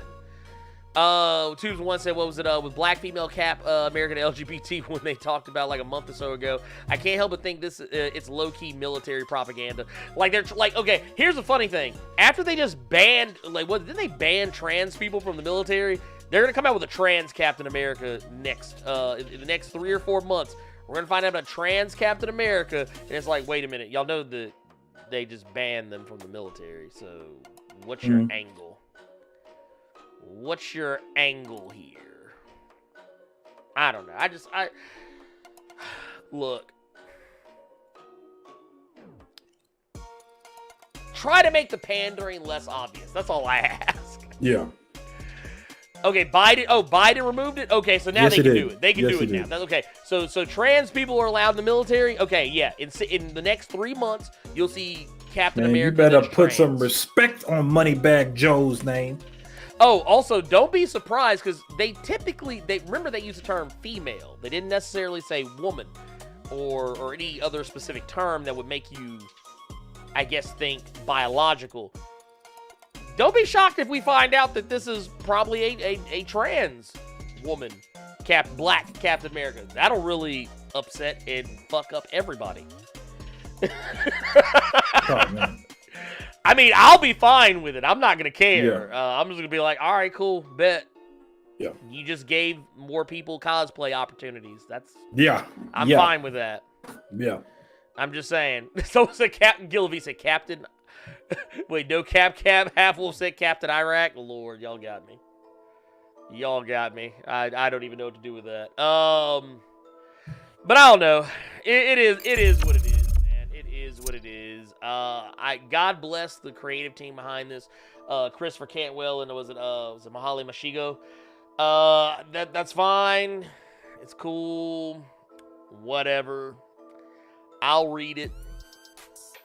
Just because it's just one issue. Not like it's gonna really require me to spend a whole lot of time. Yeah. But I don't know. I just don't know, man. I just don't know. You want to talk about some other stuff that's actually pretty crazy? Okay. This actually was some news that came out, I think, right either as we were doing the cave last week. No, a couple of days after we did the cave last week. Gundam. Yeah. Live action Gundam. We're getting a Gundam movie from Netflix, y'all. Gundam, baby. We getting it. You getting it. Netflix. Basically, they came out and said, through their company Twitter account, to grab your mobile suits. Jordan Vogt-Roberts has been set to direct and produce Legendary's first ever live action feature film version of Sunrise's Gundam for Netflix. This is not a television series. This is going to be a feature-length film. We don't know who is going to be starring in it. We do not know who is going to be writing it. We don't know what the story is going to be. We don't know if it's just going to adapt Gundam, just basic vanilla-ass Gundam, or if they're going to go full-on Gundam Wing in this bitch. Either way, it's on Netflix, so 9 times out of 10, it won't be good. Sorry to burst people's bubbles. It's probably not good. I mean, I want it to be good. I don't want it to suck. It probably will be chock full of white folks, though. I want California to stop being so fucking overpriced, but I don't get what I want, so you ain't gonna get what you want. No. Oh, wait a minute. We actually do have some rumors. Apparently, comics legend Brian K. Vaughan is expected to be penning the script for this. he was one of the people that probably penned the script 9 years ago. It then probably went through like 42 other fucking people before it hit Netflix. That's just the more prominent name we can use to get some fucking clicks around here. Well, I mean, don't play a player, okay? Don't play a pimp. I know the game. Well, and here's the other thing I look at too. I mean, this is also, if I'm not mistaken, the same studio that worked on Pacific Rim, so I'm not surprised by this. You can tell when they made them Pacific Rim movies, there were two things they wish they were making. Okay. Like I can actually tell Guillermo del Toro wished he was making Evangelion. Legendary wished he was making Gundam. See, and I can't speak on those just because I didn't like Pacific Rim. And that's okay. It's perfectly fine. It's perfectly fine. It honestly, Pacific Rim is one of those movies. I kind of like it ironically. Like, I mean, to be fair, I don't think the movie is bad, but like when people tell me they don't like it, I'm kind of like, nah, I get it. Yeah. Totally get it. Robot Jocks was better. I'm more excited for the Demolition Man sequel that's coming out. Lord, stop. Nope. Stop. Don't hate. This man. Wesley Snipes with orange hair again? Hell yeah. Lord, I'm ready for it. Simon Phoenix. You Back damn right. again. Actually, I don't know. Are we going to be real quick to want to watch that movie after Sly was caught hanging out at Mar-a-Lago? Don't try to sully. Okay. Don't try to sully Demolition Man for me. That's one of my top 5 movies. Don't sully Demolition Man, okay? Don't try to dog out Rocky because you trying to make Demolition Man 2 be bad for me. Okay. I want to see Sandra Bullock again. I finally want to know what the fuck those 3 seashells were supposed to do in the bathroom. I want to see if Taco Bell added Dorito tacos in the future. Don't ruin Demolition Man 2 for me. I will try not to. He gonna do that shit after we end the show. Watch. He gonna try to ruin that shit some more. See? You see, you just spoke it into existence. I guess, let's keep it movie related because we have some more news. We're gonna bounce around a couple of these. I will say real quick, yes, I am fully aware that Alfred Molina has confirmed that he is in fact in Spider-Man 3. Yes. Spider-Man No Way Home. The only reason we're not going to talk about it today is because we literally broke this story months ago. All he is doing is confirming something we already knew, because this, pretty much all things regarding Spider-Man No Way Home have been the worst kept secrets in Hollywood. And Tom Holland ain't even the one telling it. No, dude, Tom Holland ain't one fucking up. Dude, remember when the rumors were, Charlie Cox, the rumor is he's going to be in No Way Home, and everybody like, nah, they ain't said nothing yet. And then set photos showed that motherfucker hanging out on set. And then next thing you know, they just finally broke down like, yeah, he came in to film a couple of scenes. Charlie Cox used to play Daredevil on Netflix. Wonder who he's playing in this movie. Cool. Cox. I like Charlie Cox as Daredevil, so I'm sure. And that statement sounds very fucked up now that I say it. Anyway, wow, we are children. Didn't know you had it in you, Ernie. Wait, yes, I did. God damn it, fucking. Danger. This man. Let's go towards the DC side of things. Shazam! Yes. Fury of the Gods has cast Lucy Liu. One of Charlie's Angels? Mm-hmm. Who was no more than 2. Wait, that's Wendy Liu. Never mind. Wait the fuck? What? No, Lucy Liu, one of the Charlie's Angels, who went full throttle. She is going to be in the movie Shazam, Fury of the Gods, a sequel to the one of 2 good DCEU movies. Legitimately good. Wait, you counting Snyder Cut as the other good one? No, I'm not. I'm counting Shazam and the first Wonder Woman. I would say Yo, Aquaman. get the fuck out of here. I would say Aquaman, but I actually fell asleep on Aquaman about midway through. So. Oh wow. That's one of the only movies I've been able to completely sit down and watch. Oh, Didn't like it. Well, you know what? Take it back. I didn't like Black Manta. I felt Black Manta was too soon. He should have been in a fucking Marvel movie, as goofy as he was in fucking Aquaman. Well, you know what it was? I felt like they really wanted you to know who Black Manta was. But my thing is that they rushed his progression too quick. Like, I feel like he either should have already been Black Manta or, like, I don't know. Anyway, neither here nor there. Yeah, I'm gonna say, but no, yeah. you putting Wonder Woman over, like, had you said Aquaman and Shazam, I'd have gave you that. I didn't say Wonder Woman 84. I said the first one. I know, but that don't help your argument. Look, that first Wonder Woman movie was whack as fuck. I mean, look, okay. I'll put it this way. Here, I got you. The first Wonder Woman movie was about as good as a wet peanut butter sandwich. Get your ass out of here. That movie was boring not a and wet one. whack. A wet peanut butter sandwich? Whack ass, boring ass, oh my god, lame ass movie. No. I mean, I'm not mad at it. No. That shit put me to sleep just like Man of Steel did. Just like Captain America and the first Avenger did. Oh, no. Now, come on. No. Well, okay, I will say this. I like Captain America, the first Avenger, so that kind of explains why I liked Wonder Woman, the first one. Because I actually used to joke about it. I used to call Wonder Woman, the first Amazon. And then I joked. I remember joking when that movie came out that the next movie, how much it would have been to be called Captain Wonder Woman, the Cheetah Soldier. And then look what we got. What did we fuck around and get was Wonder Woman 84, the Cheetah Soldier. How much would have, I'm telling you, just saying. Anyway, I just made so many people so mad bringing up First Avenger. I'm sorry. Okay. I'm sorry, y'all.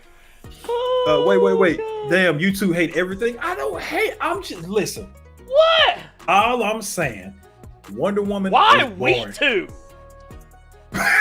He just want to put it all on me. Ain't that a bitch? I'm just saying, Wonder Woman was a snooze fest. Man of Steel was a snooze fest. BVS, good, mainly because of Batman. Okay, Justice League, whack. Snyder Cut, good. Wonder Woman 84. I almost threw my damn glasses at this camera. Okay, Shazam, from what I've seen, good. Aquaman, good. Just didn't like Black Manta. I don't hate everything. I'm about to say no. I'm about to say neither do I. Like, it's really funny how people always say I hate everything, but it's like, it's only when it's stuff that, like, they are particularly passionate about. It's like, I like a lot of things. Did I like BVS? Yeah, I like BVS. I don't like BVS. Who tried to help all of you Snyder nerds by saying that the Snyder Cut was good. The Snyder Cut was good. I was about to start this show introducing myself and letting Ernie and all of y'all know I just watched the motherfucker again like 2 days ago. I will say the Snyder Cut is long. That's what I will say. That's all I'm gonna say. It's long. Snyder Cut was good. Anyway, Shazam, the one good DCEU movie. Lucy Liu is going to be playing the villain Calypso opposite of Helen Mirren's Hespera, who I think we talked about Helen Mirren a couple of shows back being cast. I want to say we talked about it a couple of weeks ago, maybe a week or two ago.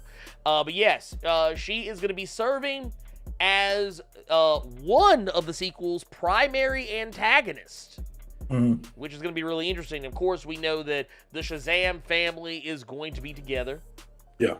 Wait a minute. Do I see something here? Hold on. Do I see? Lord, hold on. Damn, y'all. I forgot about Birds of Prey. Damn. I forgot about Birds of Prey. I liked Birds of Prey, but I did not like what they did to Cassandra Cain.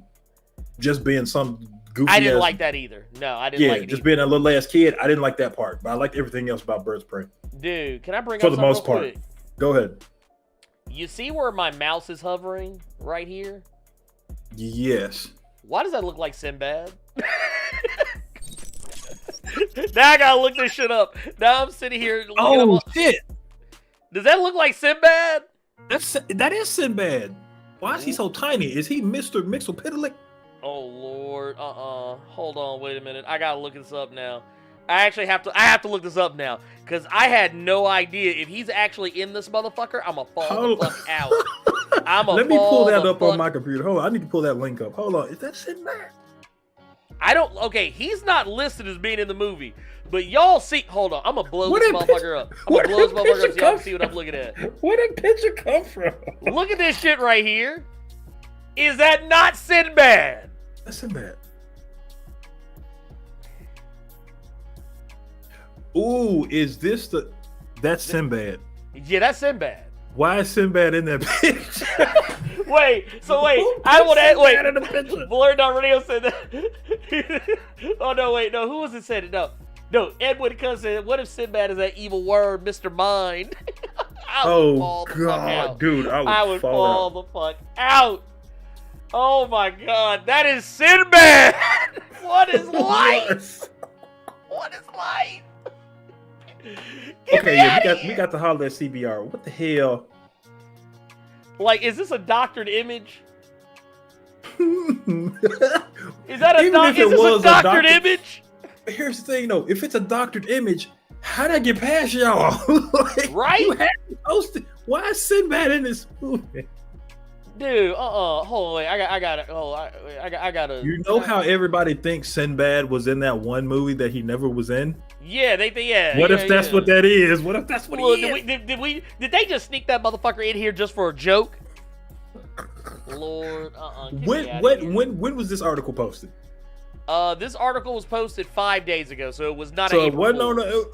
It was not an April Fool, bruh.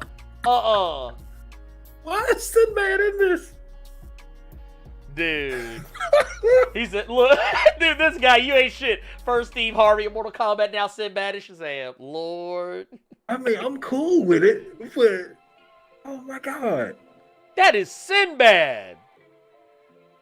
Bruh. Hey, if they make Sinbad Mr. Burn, oh my lord. You want to talk about day one? I'm going to see this. Dude. Yes. Yes. Out of anybody you could have put, why y'all put Sinbad on? Dude, Sinbad. Sinbad, my guy.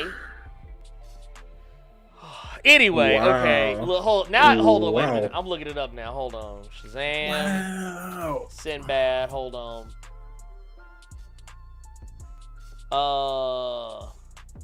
Hold on. Wait a minute. I think I just found something. Hold up. What'd you find? Okay. This is an article from Variety. I will send it to you right now, and it's saying Sinbad. Oh, it is? Yeah. I'm gonna go ahead and read it while you pull that link up, but Sinbad is starring in a Shazam movie after all. Maybe. Let me see. The actor and comedian joined Zachary Levi and the cast of Shazam during the DC Fandom virtual fan convention, where the sequel's official title was revealed as Shazam: Fury of the Gods. Let me see. Okay, so Sinbad apparently jumped into this video conference, and then Zachary Levi looked surprised and asked him, "Sinbad, are you in Shazam too?" And he responded with, "You tell me, John Krasinski, am I? Because everybody thought I was in Shazam 1 before it even existed." Lord. Wait, okay, so Robo just sent me something too, says that he's they put him in there for fun. Wow. Okay. Yeah, they said they put him in for fun, like just to like as a joke. Yeah, because that's actually a Mandela effect. Yeah.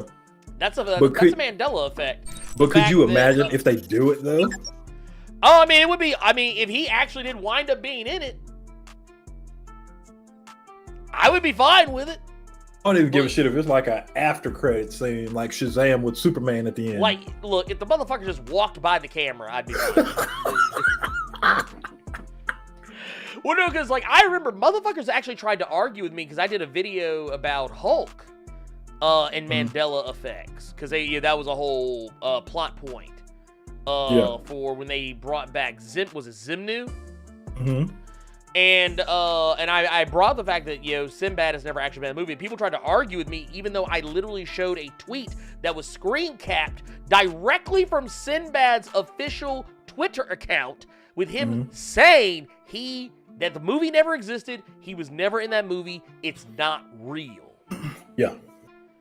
But people have it in their head that it is.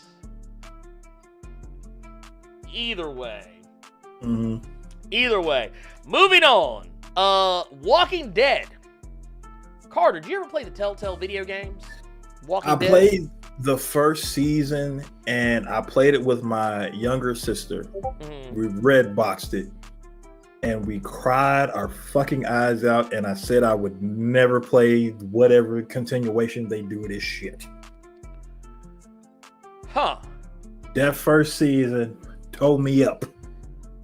You'd have thought Clementine was my damn daughter. Look.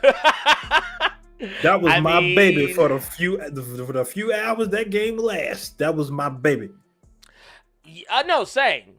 I was Lee, damn it. Dude, actually, I love the fact that the main character, Lee, was black. I was all about it. I thought it was so awesome. Well, like, I didn't play anything past the second season.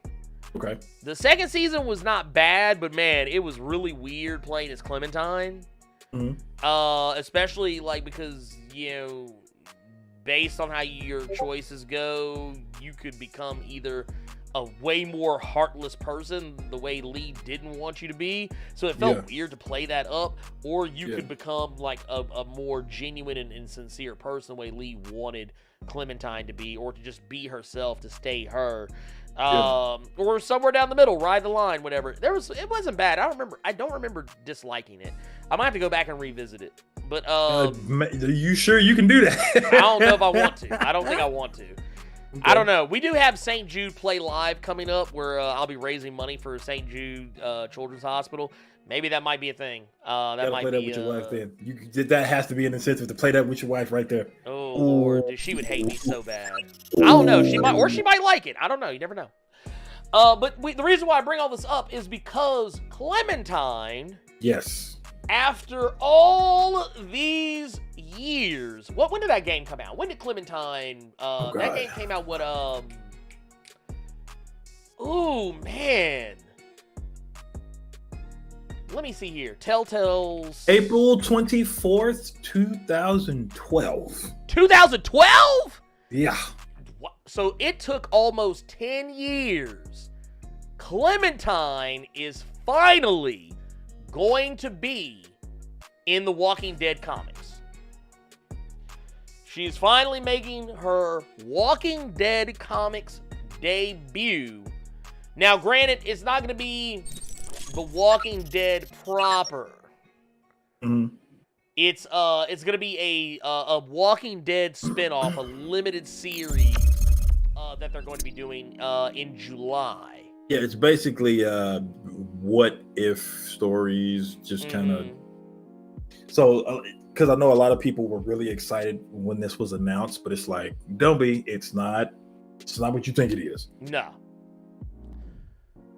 No, it's not. It's not what people think it's going to be. And honestly, I got excited when I saw it because I was like, oh, dude, they're actually going to oh, yeah, no. I said something I thought I would never say. I almost like, dude, I might pick up Walking Dead again. Shit. You see? And that's what they were trying to do, because I see that Jonas Adams is in the chat saying, I thought the comics concluded. They did. Yeah, they're done. This is literally just, let's put these characters in.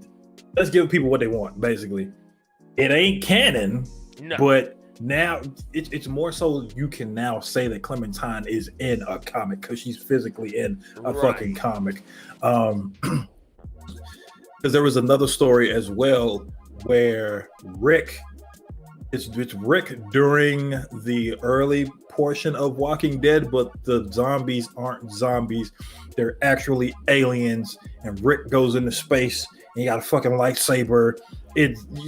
it's a whole thing. But yes, Clementine is now in comic media. Is what the big takeaway is from this. I don't know. I just don't. I was way more excited about this till I actually like sat down and like paid attention to what was going on. I was like, this ain't what I was hoping for. Yeah. Not what I was hoping for at all. I mean, I think it'll be what you hope for. I think it'll be what a lot of people hope for. If it's at least a continuation of the game. Yeah. If it's a continuation of the game, I think that's going to make a lot of people excited. If there's just some random fuck all story that you just want to put Clementine in it.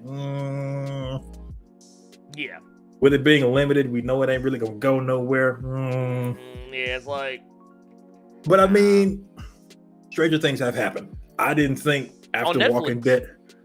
Well, yeah. Another thing is, I didn't expect the TV show to get a fucking spinoff. Me neither. When the comic ended, I didn't expect for them to completely restart it, but just put it in color, because that's what they're doing right now. If you all don't know, the Walking Dead Deluxe that you may see in your local comic shop, it's the original series. It's just now it's all in color now. They're gonna redo everything in color now.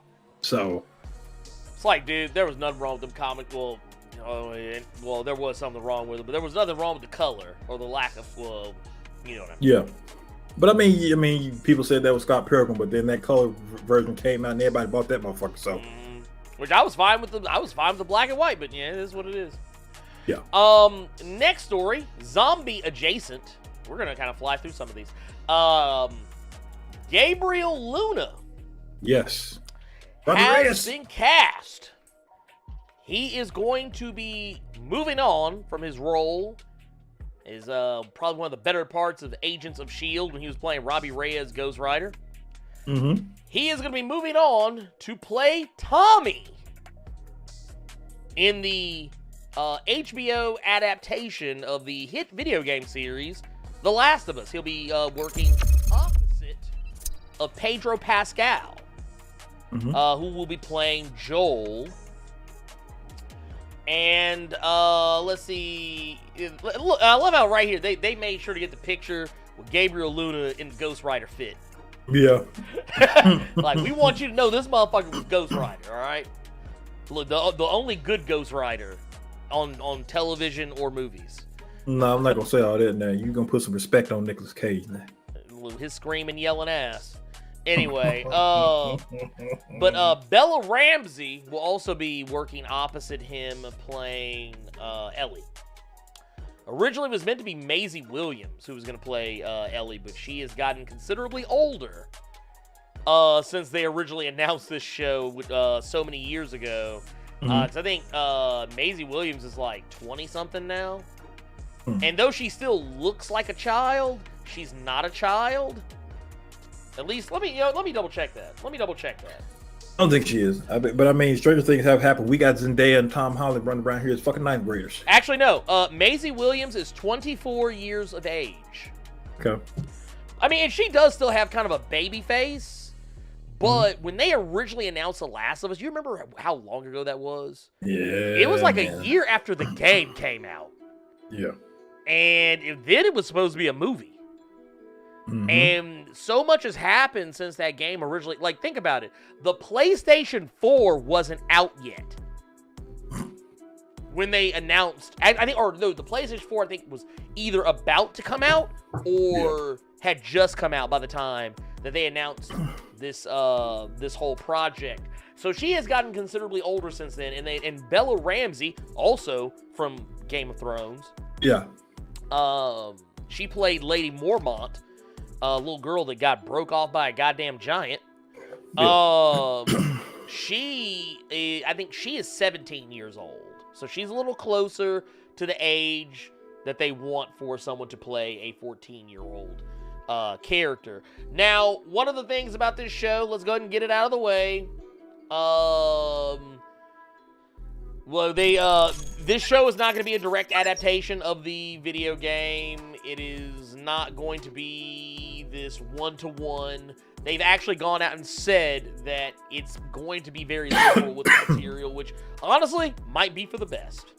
because I don't need to relive that exact same story over again. Actually, I wish they used completely new characters for this. I didn't want it to be Ellie and Joel. We've done that story already, but I don't know. What are your thoughts on this, Carter? What do you think? What do you think about it?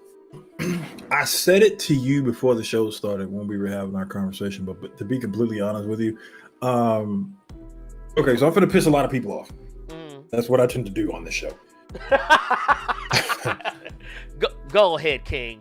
Talk your talk. I didn't play The Last of Us 2. I don't plan on playing The Last of Us 2. Don't ever want to play the fucking Last of Us 2. But it's not for the reason that you all think. The main reason I don't want to play that shit is just simply because it's Neil Druckmann behind it all. And my thing is, from the story elements and plot points of Last of Us 2 with the LGBT stuff, I don't care to watch, play, read some shit like that from the perspective of white bread, white man. You know what I mean? Think about how a lot of you all were upset last year when Orlando Jones was fired from the set of American Gods, and it was because of a white gentleman that was the new showrunner that was saying that he writes all of his stories from the black perspective. Oh, that's white dude writing stories from the black perspective. So me, I don't want to read or play a game that's talking about these issues from somebody who hasn't lived them itself. It's just what he think motherfuckers gonna go through. What the fuck would I look like writing a story about a trans Asian man's adventures in life? I'm a whole ass born and raised black dude in the South. What the fuck would I look like writing a story like that? So that's why I don't care about Robert Kirkman. You're a I'm fucking around. That's why I never cared to play The Last of Us 2. That's why I don't really care to watch this fucking show. One reason being, I played the first game. Fuck, I need to watch an HBO series for it. And and one thing that Ernie did not know was that Druckmann is going to be behind this show. Yes, he has the people that did Chernobyl and everything like that to do the show, but it's still Druckmann's baby. And I think with it being an HBO series, he's going to try to get away with a lot of stuff that he couldn't put in the video game because it was a video game. You can't have certain shit like that in a video game. Right. So that's why I'm kind of from it. I have no doubt that the people that are going to be portraying these characters aren't going to do a great job, because with Pedro Pascal, when you got the Mandalorian, the simple fact that he was able to emanate the Mandalorian through a goddamn mask, there's no doubt in my mind he's going to be amazing on this show. I liked him as the Viper in fucking Game of Thrones. So the actors and actresses aren't the issue for me. It's Druckmann. Because of how big The Last of Us 2 stuff got, he then proceeded to take the concern, well, not even concerns, but a lot of the valid complaints that people would have, and he would jumble them up with the people who were just horrible people that were hating that game because of what happened to Joel, and the people that were homophobic and transphobic and all that. He put those people and the people who actually had constructive criticism to give him about certain issues in that game, and he put you all in the same pot and says basically you all are fucking haters. So if that's how you take your criticisms and stuff like that, you can't even be like, that's right. You're actually right. Like, take what Ernie said about the woman earlier. He completely dogged that woman the fuck out, realized that it was an error, and then, you know what, that's my bad. Neil Druckmann didn't do that. No. Neil Druckmann just doubled down. He doubled down.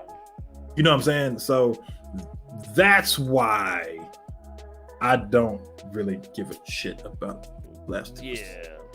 Nah, homie doubled down. He doubled down on the whole thing. Yeah.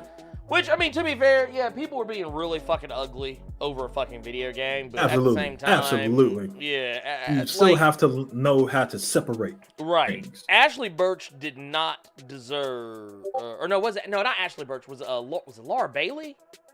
Who was it that caught all the hate? Yeah, that was Laura Bailey. No. You talking about for Star Wars? Oh, No, Laura no, Bailey. no, Yes, no, yes, that was no, Laura Bailey. for, That was Laura Bailey because she was portraying that character. She was Right, portraying the yeah, girlfriend. yeah. Yeah. And it's like, dude, she's literally like one of the nicest people on earth. Yeah. Like, really? We gonna clown her? All right, Yeah. cool. Pop Culture Guy 3000. Well, this is going to set off some discussion. Should I be mad Al Ewing loves writing Black Americans so much and elevating the Blue Marvel superhero standing? Here's the thing. I said this shit on this show early on when I came onto this show. That at that time, because Ernie used to crack up when I said it and said, boy, you gonna get your ass in trouble. At that time, Al Ewing was writing black folks better than black folks. Well, I mean, you ain't wrong. That was before Ta-Nehisi Coates came on to Marvel and all that, and all the stories we got from him came. That was before all that. That's when it was just Al Ewing, me, myself, and I. He was writing black folks better than black folks. I would pick up a story from Al Ewing about black people before I pick up a story from fucking Tyler Perry about black people. Well, I mean, the thing is that he made an all-black Avengers and nobody so much as batted an eyelash. Yeah. And there were no stereotypes. These were just characters, heroes, stories. Well, you can't even use the excuse that he was writing affluent black characters, because Luke Cage, Falcon, Blue Marvel, Monica Rambeau. I think the only character I think Blade was even in there. The only character that wasn't black, I think that was on his Mighty Avengers team, was Spider-Man. Yep. Just saying. But he wasn't. Spider-Man wasn't on that team. Well, Spider-Man was hanging around, like in the first volume when they were fighting. That was my boy, or Superior. Oh, well, and they were having issues. Yeah. They were actually having a back and forth thing. Yeah. In that regard, yes. Yeah. But no, it is what it is. It's not an untrue statement. Yeah. I mean, now we have writers that are coming in that are doing great work, but Al Ewing is still a great writer, and I would still because some people kind of gave me some smoke for Gail Simone put out a tweet asking, like, because she does this sometimes. She'll be like, hey, she'll ask a question and want people's answers, and she asked a question: what character, Marvel or DC, doesn't matter, would you want her to write if she came back to mainstream comics? And she said, and it had to be a character she'd never written before in a solo series. And I retweeted and I said, Monica Rambeau. And then some people were like, oh man, you need to get a black writer for Monica Rambeau. And I was like, no, you don't. Not really, no. Yeah. I mean, would I prefer a black writer? Sure. But here's the thing, though. If Eve L. Ewing had put out the same tweet, guess what I would have said? Monica Rambeau. Yeah. I know people were thinking, like, just to kind of go back real quick, when people were talking about the Orlando Jones stuff from American Gods, and the guy that was saying that he writes all his stories from a black male perspective, and black people don't need to hear the messages that he was spitting on that show. How the fuck could you say that? How you have to know how to tell these stories from a standpoint of not, okay, I have to write it like this because they black. That's what that dude was doing. Al Ewing took characters and just wrote stories. That makes sense? Yeah, right. No, exactly. He wasn't trying to do it from I wonder how a black person would act like this right here. No, he just wrote I wonder how would this gay woman act like if Joel did this, and there was no thought process with it. He just took the characters he liked, but that he wanted to pull from, and then just did stories around these characters. That was it. Well, look at like what was it? Someone in the chat brought up Free Gamer. We only find them when they're dead. That's Al Ewing. And most of the principal characters are of color. Yeah. Hell, it's never expressly stated that Captain Malik is a white guy. He's clearly not. I mean, if he does, he has a very ethnic name. Yeah. But he ain't 100%. He might be a little white, but he might be spicy white. What the hell is spicy white? You know, like some chipotle mayo.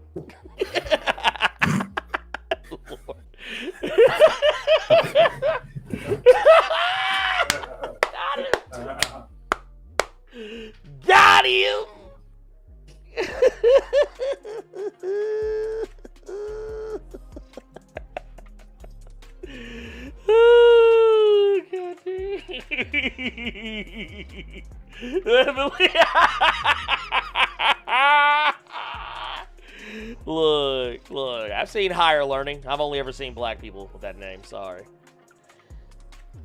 Or people from the motherland.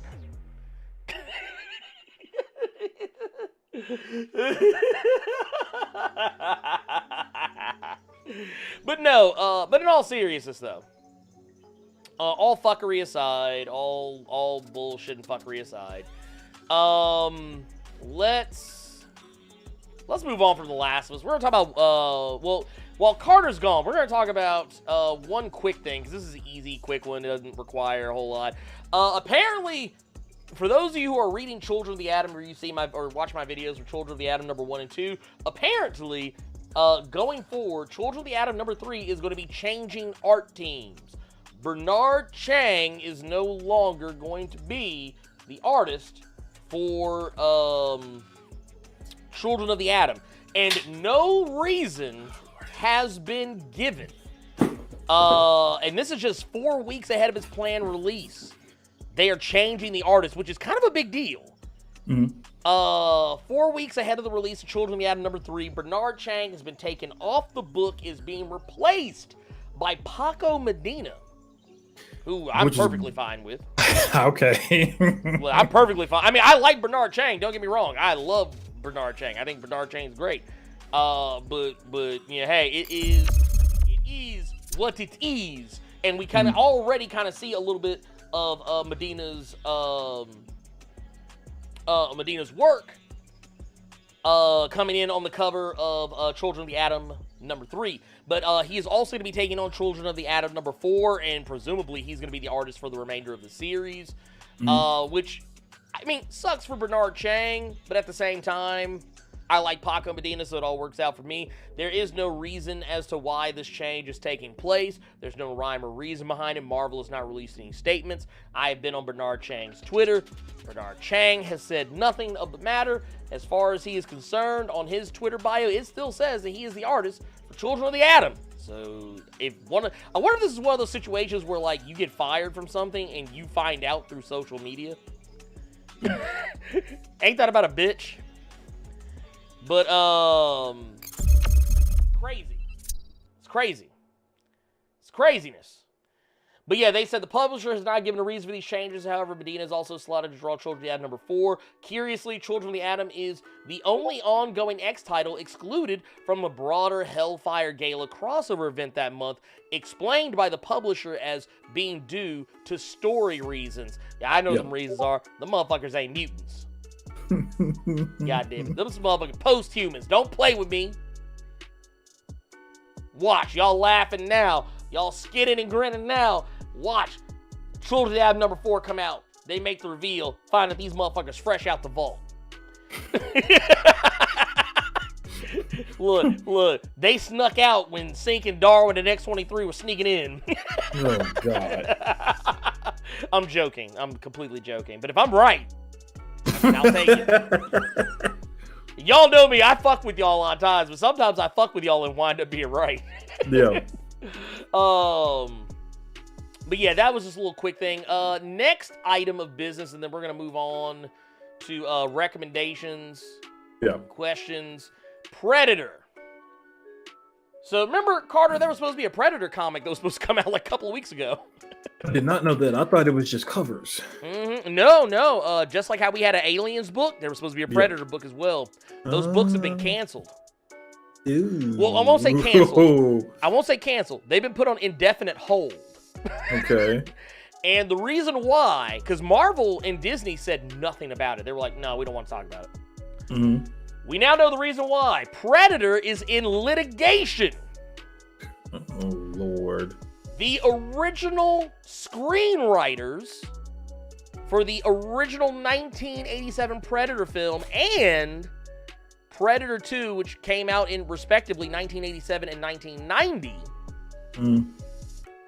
they are suing the Walt Disney Company as a part of their bid to reclaim the rights to the popular film franchise. Now, if this tells you anything, these guys go back so far. When they were writing this movie, it was called Hunter. Yeah. But apparently what is going on here is that, according to the Hollywood Reporter, the Thomas brothers, Mhm. Jim and John Thomas, they are filing a suit seeking confirmation of successfully recapturing rights to the franchise in California federal court. The screenwriting duo has an obstacle in their way in the form of Disney, which effectively gained the rights to the Predator franchise following the acquisition of 20th Century Fox, the Disney-Fox deal back in 2019.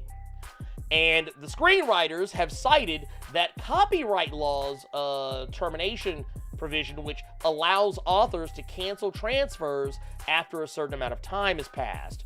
For newer works, the waiting period is usually 35 years. The Thomas brothers' complaint, which demands a jury trial, says that the effective termination date for their Predator, originally Hunters, screenplay is this Saturday, April the 17th. Their complaint also says that they actually filed a termination notice back in 2016 and received no objection until this past January. It reads, in early January 2021, defendants, Disney/20th Century Studios, counsel unexpectedly contacted plaintiffs, the Thomas brothers, counsel contesting the termination notice as supposedly untimely, based on a theory that the 1986 grant of the screenplay underlying their Predator films allegedly qualified for the special delayed termination time window in blah blah blah, so and so and so on circuit court, blah blah blah, woobity woobity woobity, and is intended for book publication grants. So basically, they've served notices to Disney, and Disney has fired back. Disney has filed a lawsuit of their own. Oh, Lord. This has turned into some real Aliens versus Predator shit. Only now it's Predator versus Predator. But basically, they have filed a lawsuit stating that the defendants, Thomas Brothers, notices fail to comply with these statutory requirements and are invalid as a matter of law. 20th Century seeks a declaration pursuant in all these fucking penal codes, whatever, blah, blah, blah, blah, blah, that the defendants' notices of termination are invalid. This action is necessary because defendants are improperly attempting to prematurely terminate 20th Century's rights to the Hunters screenplay at the very time the 20th Century is investing substantial time, money, and effort in developing another installment in its successful Predator franchise. And this is actually true because we've actually talked about it before. Previously, Disney is actually pursuing a Predator franchise, which is, well, not Disney, but, 20th Century. They are, but they now work for Disney, so there you have it. This is why the Marvel Comics fell off the shelf. They never reached the shelf. And so if you are wondering where your Predator comics are, if you're wondering why we've seen an Alien comic debut but not a Predator one, why we didn't get any of those Predator variant covers, it's because Disney is doing to the Predator right now what they did to the X-Men in the Fantastic Four a ways back. Oh, there's some legal shit going on? Get these motherfuckers out of here. It's not exactly the same thing because technically, when Disney and Marvel did what they did to the X-Men and Fantastic Four, it wasn't because of a legal battle. It was just because they didn't own the rights to them and they were tired of Fox's bullshit. Yeah. But this is not that different of a scenario. So if you're wondering where your Predator shit is, why you haven't gotten a Predator sequel, no Predator comics, no Predator toys, Disney said, fuck them. Now, I hope something good comes from this just because I've seen this only one other time, and it was in a video game. You remember the Friday the 13th game? Yep. A lot of people love that game. A lot of people were playing the hell out of the game. One of my buddies actually got me on playing that game. A lot of laughs, a lot of fun. And then they were taken to court by the people that said they had the original license for it. This is our character. You can't do this, and we're not getting paid from it. Basically, it got to a point where they had to completely shut down any content that was coming, that was on the way, that was getting created for that game. They had to shut it down. So it was a lot of people that were upset because there were a lot of people that were waiting on subsequent content for that game, and nothing ever happened. The game ended up just died out. The game ended up just completely dying out because of a situation like this. So I hope that we get a better outcome than that, because even though yes, that was a video game, this is stories. People want to read these stories. So I'm hoping it has a better outcome than that.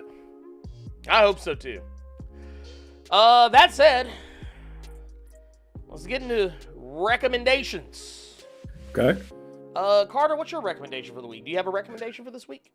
So, here's the thing, y'all. If y'all remember a couple weeks back, I had a book I recommended people not to read. So this week, I'm gonna recommend. It's not really a recommendation. It was gonna be this is me. Well, you know what? Yeah, this would be a recommendation for a book you all do not need to read. Oh. This might get me cussed out.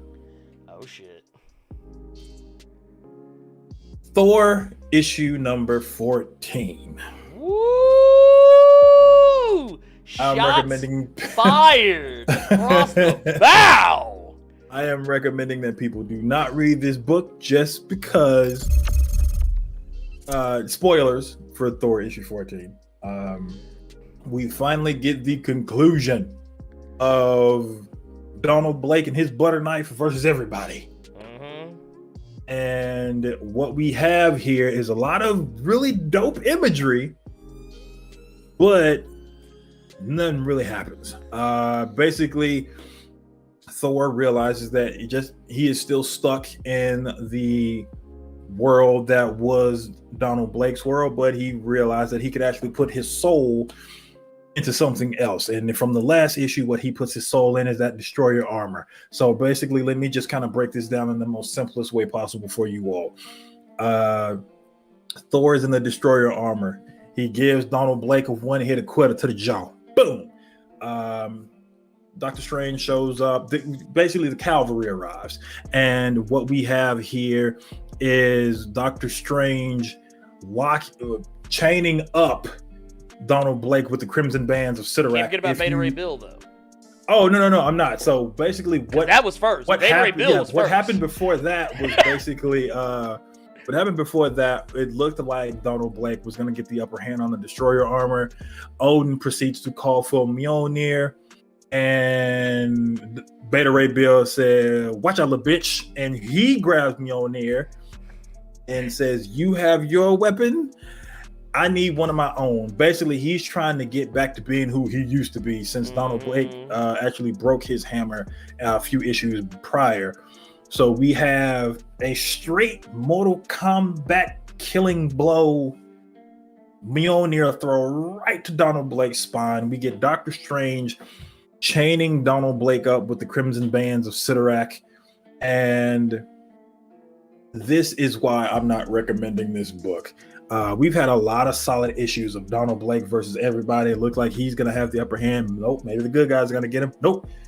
And what we get here is a scene with Odin and Donald Blake, where at this point, because you all have to understand here, Donald Blake has got the life tree power oozing through him. He's got the serpent power oozing through him. Some of the Thor stuff, since technically he is Thor, he has all this power coursing through him, and getting hit in the spine with Mjolnir and the Crimson Bands of Sidorak basically sit his ass down somewhere.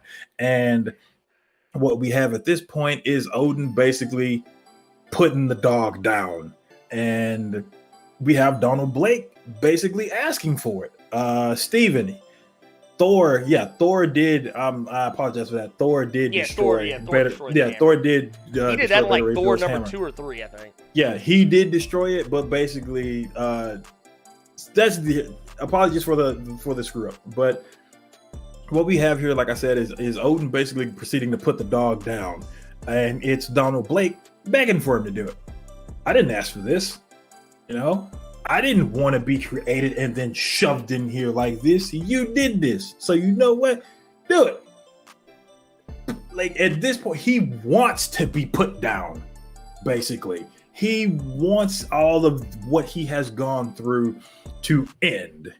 And for whatever reason, Loki doesn't want it to.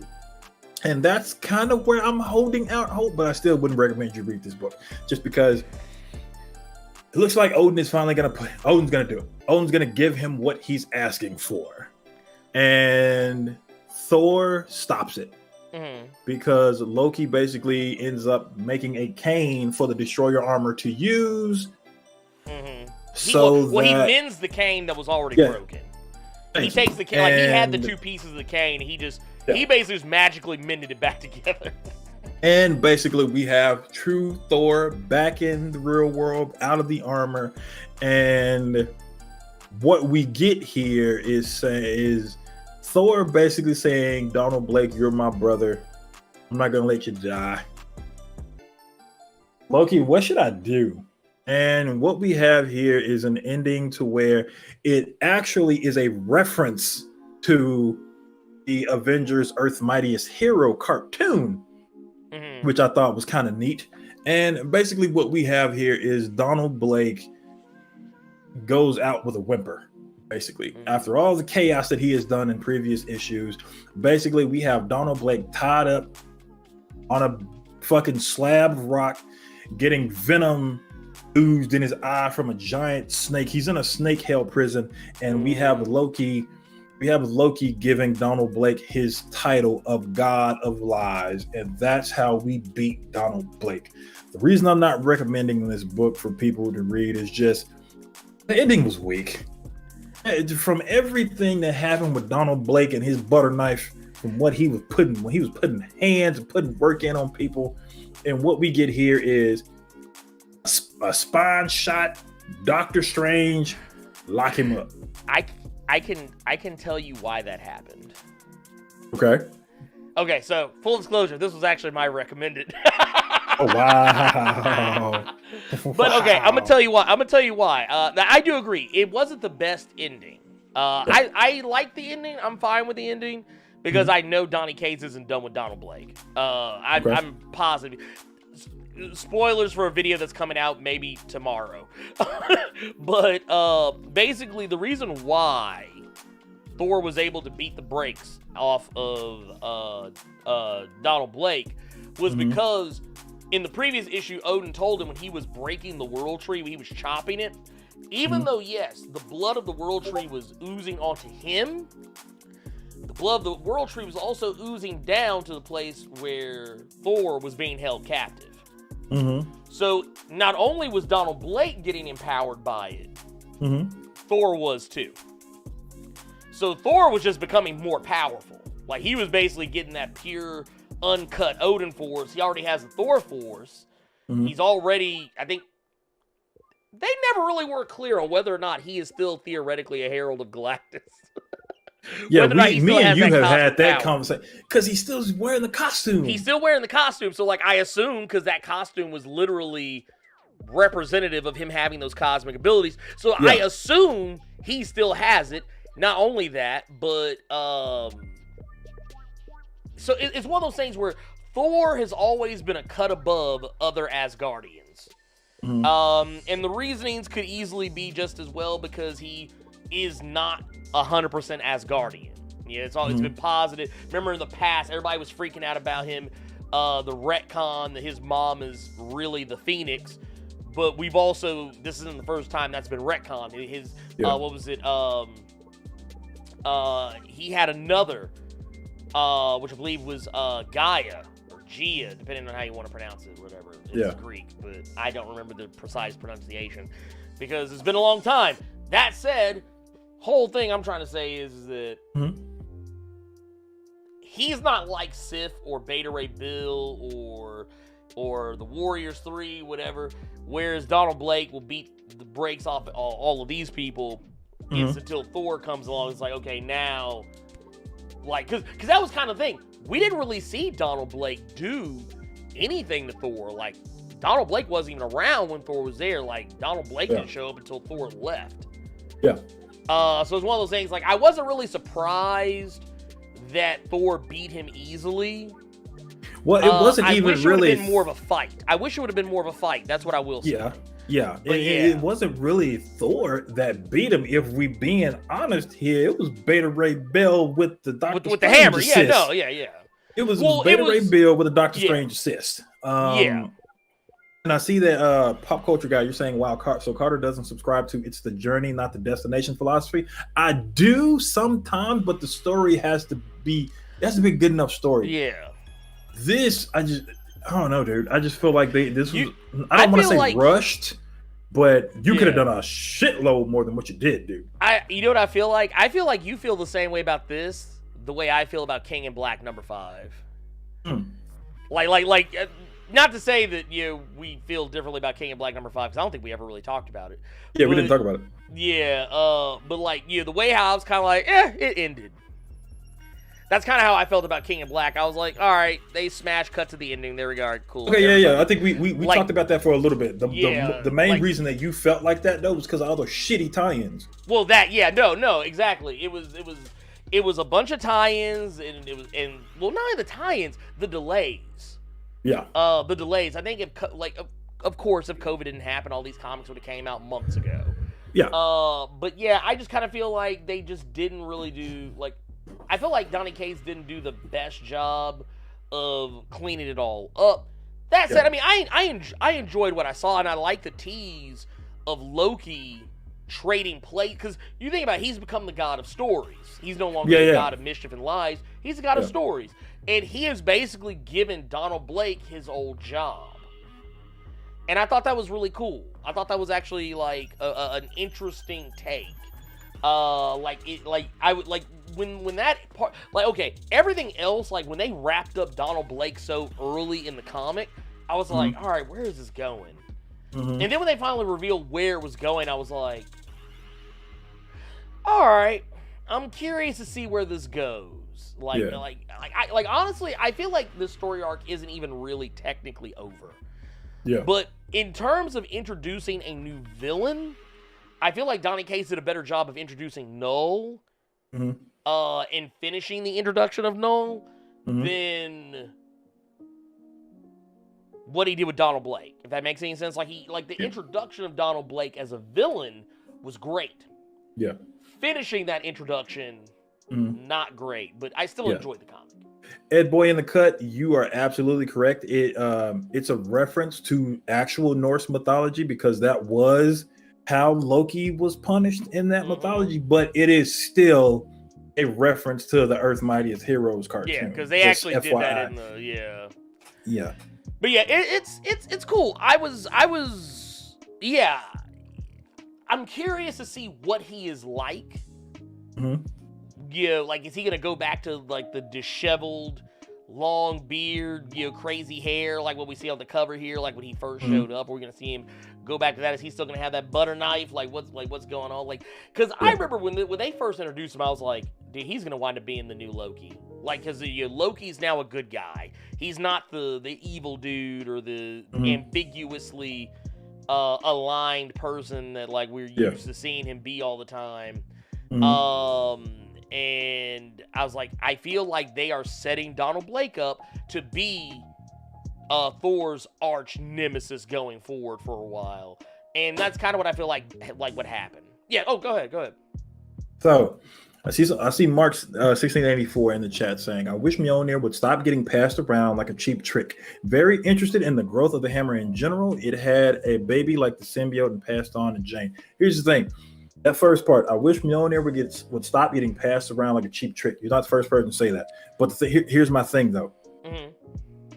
That's literally the main plot of the whole fucking Thor run so far, is that anybody can grab it now. I saw a lot of people, and I know people, they laugh at me when I throw shade because of a certain somebody who says that all of these stories are amazing. But that motherfucker is wrong too sometimes. Because if we can go to King in Black real quick.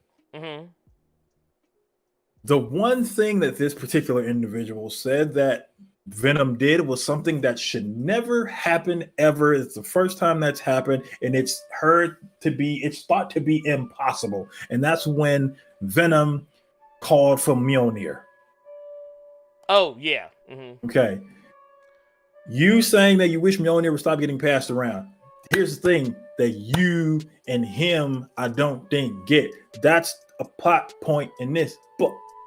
So it's not impossible that Venom was able to call Mjolnir, because if you read the early fucking Thor issues like you should have, if you explain comics, you would know it was an old ass country ass white dude grabbed Mjolnir in the early runs of Thor's book.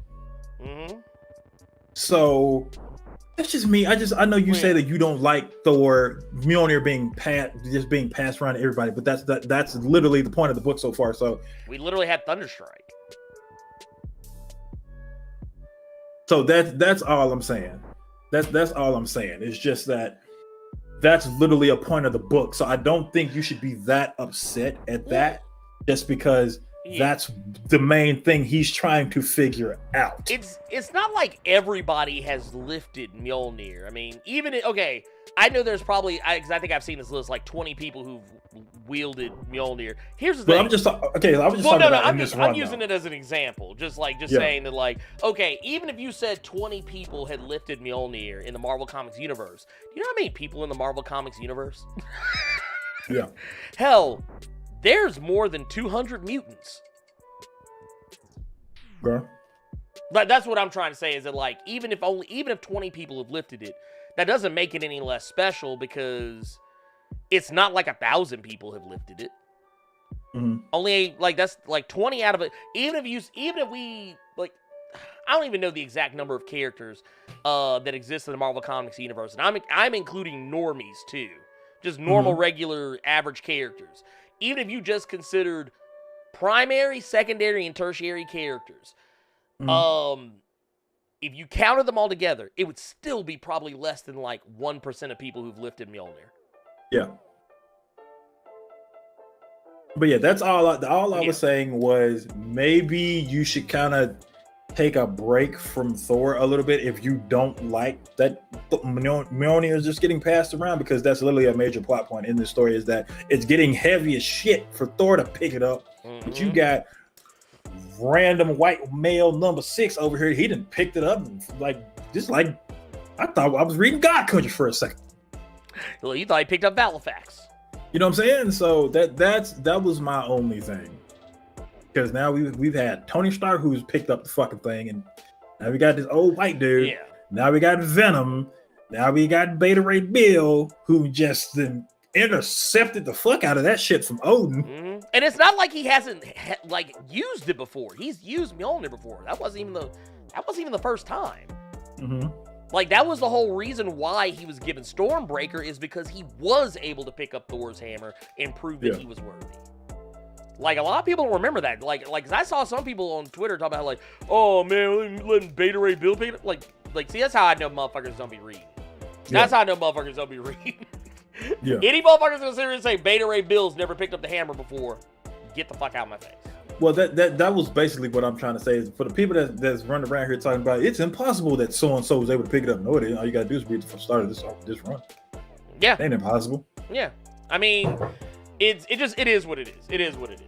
But anyway, I you know what, I would, rather than argue about whether or not someone should be able to pick up Thor's hammer, I would rather just simply sit back and watch Brie Larson teach Tessa Thompson how to play Fortnite. That I find incredibly more interesting. Do you know she has a skin on there right now? Yes, she does. It doesn't look like her, but she has a skin and stickers and shit on there. I've been playing that shit a lot as of late. I don't like my friends. Dude, you ain't tell me you was on Fortnite? Dude, I don't run with you. I have been playing an obscene amount of Fortnite recently, because I've been doing duos and trios with them. With Bishop and the Pokemon. And I have learned that, like, playing anything with Pikachu Lita, like, if it's time to go, it's time to go. She'll leave your ass quick. Oh yeah, no, she don't play. That's why I love Pikachu Lita. For those who don't know what we're talking about, a partnered streamer on Twitch, Pikachu Lita, who is awesome, is marrying a mutual friend of Carter and mine. Yeah, so that's so. Don't think I'm just around here just wanting to play Fortnite. I'm being forced to play, or like I will literally get a fucking text on this Google Pixel.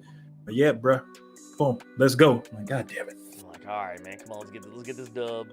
See, because I ain't gonna lie, I would do the same thing. I just walk off and leave a motherfucker. Fortnite stream right after this. Yeah, you got to go in the hole. Nope. Nope. No. All right, here, let's get to the super chats because we got. Go ahead and start putting your questions in. We're gonna answer some super chats here. Ernie and Carter, what are your thoughts on the new Amazon TV show? Everybody keeps asking me this.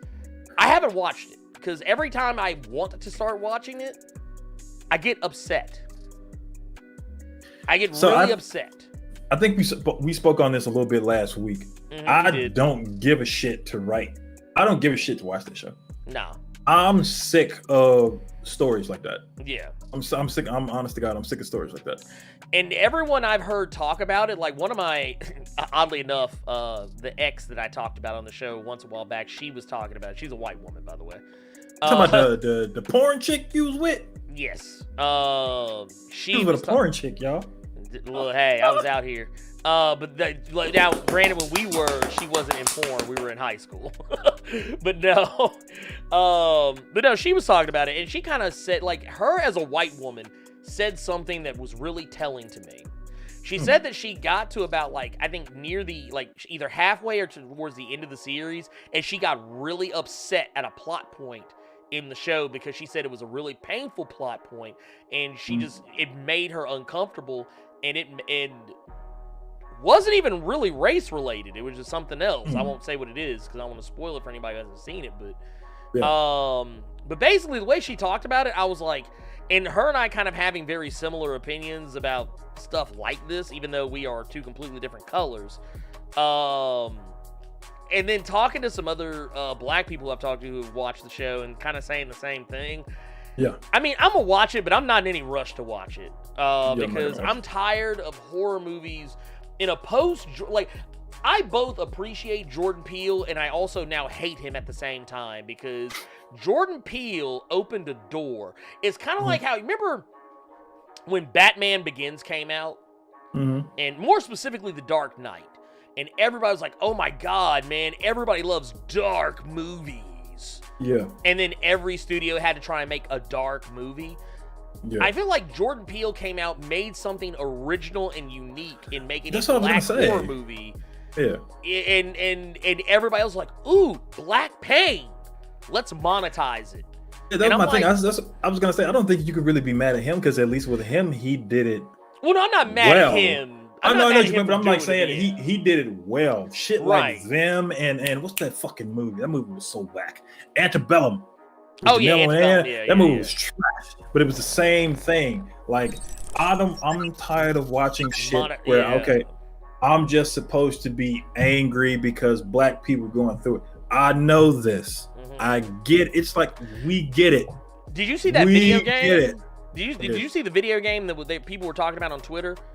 The one by the studio, I forget the name of the studio, but it was supposed to be a video game about a black father and a black son driving in a car together, and the police pulling them over, and like in the fallout of that. And I was like, you did that shit for some clicks. Fuck out of here. Yeah, see, that was my thing. I was like, see, that's my thing. I don't like. I'm tired of people trying to monetize Black Pain. I'm not saying I hate Jordan Peele now because I was joking really when I said it, but it's just one of those things. Like, I hate that he did come out with Get Out because all people learned from it is that we can make money if we just make horror movies where black people are suffering because of racism related issues. And I'm tired of it. I don't want it. I'm over it. I don't want it anymore. And I just you know what? Why can't I just watch a horror movie where black people are just getting chased by a monster because reasons? Basically, what we're getting now is we're not going to have y'all die at the beginning of the movie. We're going to have y'all die like 8 times throughout this entire 2-hour film duration. Can't do it. Can't do it. Steven with the $5 super chat says, just wanted to be part of the conversation. All hell Blerd Koa Afro. Okay. I'm here for it. King Kudu with a $5 super chat says, hey, Blerd and Carter, if y'all got to write an all-black Avengers of Justice League, what would the plot? Nope, I'm not doing and it. How many I'm issues not doing would that. run? I'm not doing that. I tell you what. I'm gonna give you a real easy answer for it. I'm gonna give you a real easy answer because I actually have videos on this. I would say go check out my all-black Avengers or my all-black X-Men or my all-black Justice League videos that are out, and there's also an all-black Power Rangers as well if you're interested. And I don't mean the color Power Rangers, I mean like actual black actors and characters that were on the show. Because I remember somebody saw that they thought it was a top 10 of like black Power Rangers. I was like, no, it's every black person that's been on Power Rangers, and not even all of them. But no, I would say look at those, and honestly, kind of like I would rather them tackle issues that directly affect black people. Yeah. Like villains who directly affect black people, like corrupt police, systemic racism. And I know I just literally a second ago said I'm tired of people monetizing black pain, but this isn't the same thing. I'm not talking about a horror movie where literally people are being lynched and hung and crosses burnt in their yards. I'm just talking about tackling issues that kind of like what Falcon and the Winter Soldier are doing right now with their story, how it tackles black experience in America. There's a way to do it without making it black suffering. You can do it tastefully. It can be done. But apparently not in horror movies unless you're Jordan Peele. Moving along. Let's see here. We have got... Also, we'll be answering regular questions, too, because this is questions time. LJ Brown with the 4.99 pounds says, what up, Ernie Carter? Sorry I missed most of the show. Wow, that Isaiah scene hit me hard. What was your thoughts? I mean, we kind of already talked about it, but I mean, I'll rehash it a little bit. I'll basically say that I thought that Isaiah Bradley was very well handled. Very well played by Carl Lumbly. The fact that they did a really good job of expressing why... not really expressing how and why, but just basically just telling the fact that America was not ready for a black superhero. And more importantly, but they were more than ready to exploit one. And I didn't appreciate Sam's naivety on the matter, I did appreciate Isaiah Bradley's bluntness about the matter. All I'm saying is I, myself, Carter, I'm a self-respecting black man. I never wanted to be Captain America. I wanted to be Spawn. So this man wanted the hamburger meat face, Lord. Black Nito with the $2 super chat says, just showing some love. Appreciate y'all. We appreciate you. Thank you. Thank you for that. Justin Malone with the $4.99 says, what y'all homies think of Invincible episode 6? Ezra Miller being District Attorney Sinclair and rolling up on Amber made me feel weird. He LOL, said hashtag District choke a bitch Attorney Miller. Sinclair. No, you didn't. Damn. It's not District Attorney Sinclair. Dude, that actually, I'm not gonna lie, I kind of like it now. That's canon now. That's canon now. I'm sorry. That's canon. Y'all know how I feel about Ezra choke a bitch Miller, man. Wow. Fuck that motherfucker. He can go eat a He dick. called that boy District Attorney Sinclair. That is not his name. We actually didn't talk about this episode. We didn't actually. I honestly, we got caught up in It's so fine. much stuff. I think it's real quick. Yeah, it's quick. We can go ahead and jump through it. The same way I felt about Mark Grayson's friend in the comic is how I feel about him on the show. He's fucking annoying. Yes. So he's they very got that annoying. part right. Holy shit, He they is got too that part extra. right. Like I was like, dude. But that's how he is in the book, though. Yeah, no. So It's kept that. accurate. It's accurate. It just he's extra as fuck. Yeah. Like I couldn't be they're friends still with moving motherfuckers. fast. No. I did. You doing too much. I like how they addressed their relationship, Amber and Mark's relationship. Yeah. How, Mhm. man, if you just said 3 words, your whole relationship would have been fixed. But you can't. And that's the hard part. Shit, it'll either fix it or it'll fix it, but make it a shitload worse. I'm surprised with how fast this show is fucking moving. They didn't have him come out and say that shit at the end of the episode. That's surprising. I actually did. I actually expected it. Also, the stuff with Omni-Man and Debbie. That was good. I liked That it. was good. I actually liked how... I was shocked he just took it. Mm-hmm. Like, I'm ready. I'm ready to see what's next. I think shit. Well, we know what's next, but Oh yeah, we know. Yeah. But I'm they're curious how they're already gonna play. they're already starting up the stuff with D.A. Sinclair and Cecil, because Cecil was looking at this stuff. So like, I'm not gonna spoil that just because, like I said, I've read all of it. You can kind of see it like right there. But yes, if depending on how fast this shit goes, like we might see this shit at the end of the season. But I mean, it was a fine episode. It was a more subdued, a more slowed down episode, even though there was some fucked up shit going on. Dude, actually, the stuff with fine. his friend was real messed up. I thought I was like, wow, dude, this is. Yeah, when that first drunk fool from the beginning of the episode killed himself. Yeah. I was like, damn.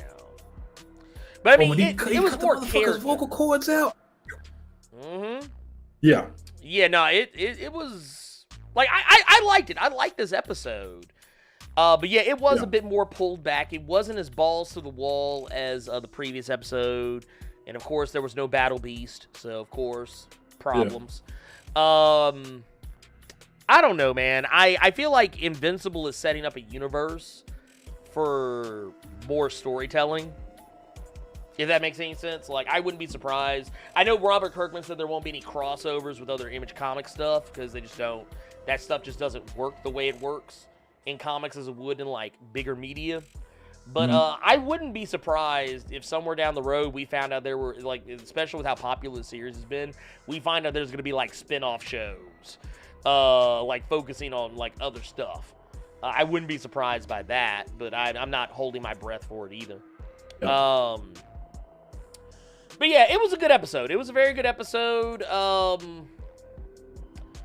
I'm ready for Mark to move on to his next logical relationship.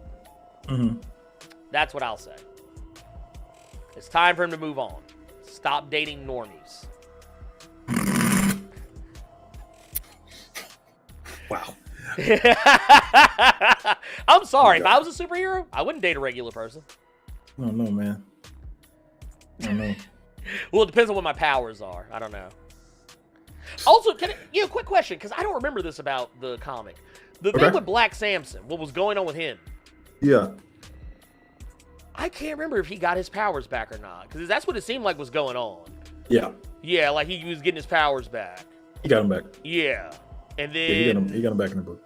Okay, that was the one thing about the book I didn't remember, is like whether or not that was a thing or not. Which, I'm not gonna lie, he got his ass beat so bad. I thought he was dead. I thought he was too. I thought they said, yeah, fuck Black Samson, get him out of here. Yeah. I was like, man, sacrificial Negro, two we shows still in a row. They still haven't done the stuff with Darkwing yet. So I thought they were gonna kill Black Samson and then incorporate that Darkwing stuff that happened in the book over here, but they haven't done that yet. So I'm cool with it. Yeah, no, I like Black Samson. Like, I want him to put hands on Rex.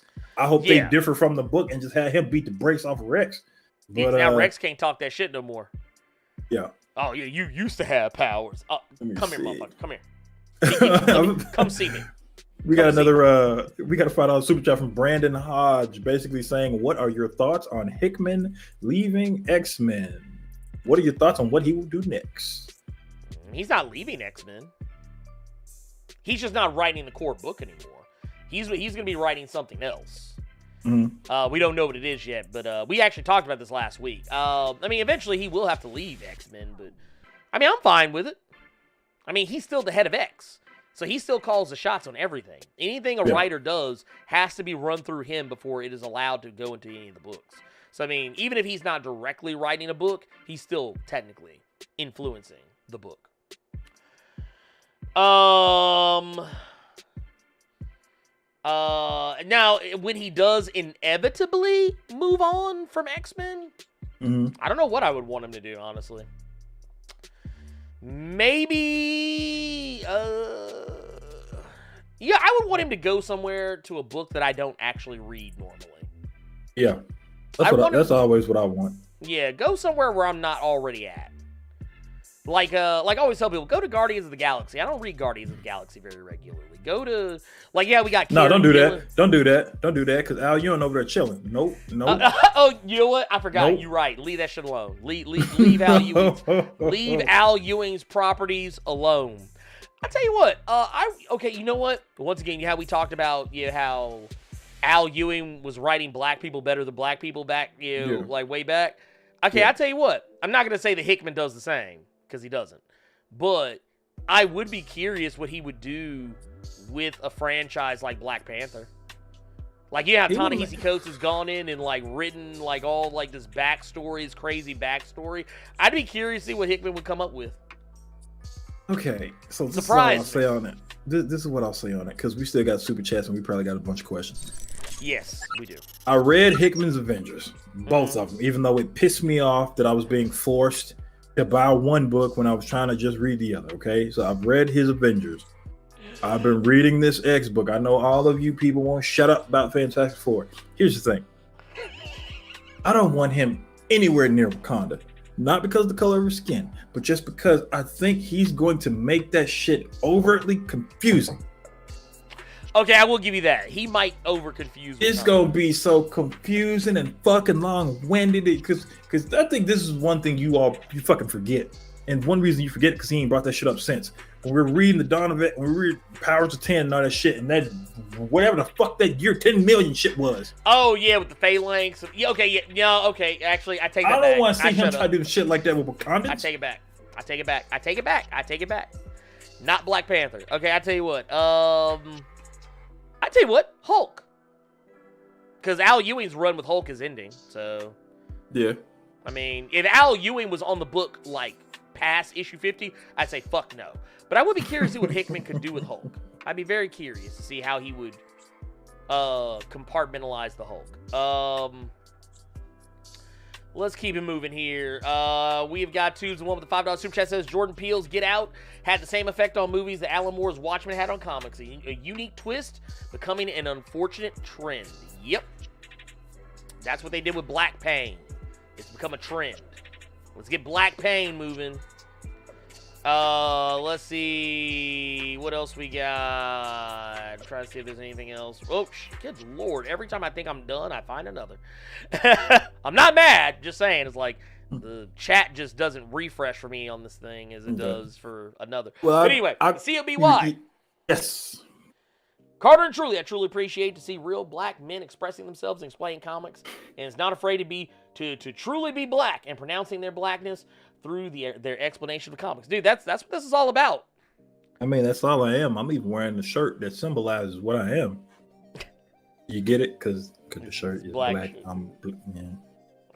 That's a 40 chest right there, man. Y'all know nothing about that. But no, man, we can't be anything else other than what we are, and that's why I tell people all the time, man. That's what this channel is about, man. We ain't scared. I ain't scared. Carter ain't scared. I wish a motherfucker would fuck around and find out. I ain't say all that, man. I live in California now, man. I don't condone all this violence. I just call the proper authorities. Lord, this man. Anyway, Jarrell Bowes with a $5 super chat says Hickman should get the Eternals or Thunderbolts next. After Kieran Gillen's had a nice turn with it, I wouldn't mind. Okay, I tell you what. You said Thunderbolts. Okay, cool. I'll fuck with you. On this one. After what I've seen with Chip Zdarsky's Daredevil addressing the prison industrial complex, the criminal justice system, I actually would not mind seeing Hickman tackle Thunderbolts. If for no other reason than I think it would be a really awesome time for him to delve into the prison system and the commentary on it, and giving it some kind of taking the Thunderbolts to the next level. Like I said, it is what it is. And even if he doesn't come up with anything crazy for it, just regular ass story, fine, whatever. But we always expect Hickman to go extra with some shit. Which is, is what it is. Let's get into regular questions. Let's see. These are not questions. These are statements. Who had the better handicap match? Sam and Bucky versus John Walker, or Steve and Bucky versus Tony? Ooh. What do you think? That's a Carter? good question. That's a good question. I like that question.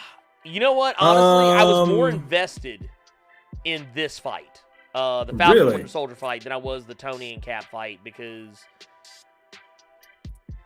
I don't know. I feel like I had a legitimate reason to not like John Walker. Yeah. I didn't really have a legitimate reason to not like Tony, other than him being Tony. Here's the thing, Tony was being Tony. Okay, so let me ask you this then. And I'm gonna answer your question, but let me ask you this then: what was your legitimate reason for not liking John Walker? Because he wasn't Steve Rogers? No, it's because he was bullheaded and he was trying too hard. Like he was like, it wasn't so much that he wasn't Steve. I actually liked the idea that he was trying to tell people he wasn't trying to be Steve, but deep down we knew that wasn't the case. He was trying to be Steve. He wanted to be Steve. It just, I don't think he wanted to admit it to himself. But I also feel like he wasn't doing a good job of tolerance, and he was, he was always throwing his weight around, and I don't know. It just, everything about him felt like I'm trying too hard. Okay, I would agree with that part. I don't think he's racist. He's a far cry from Christopher Priest, U.S. agent. Yeah. I'm not gonna say that. I would say he was trying to feel pants he couldn't feel. Yeah, but he was trying. Is the thing. Just because you buy Magnum condoms don't mean you can fit them.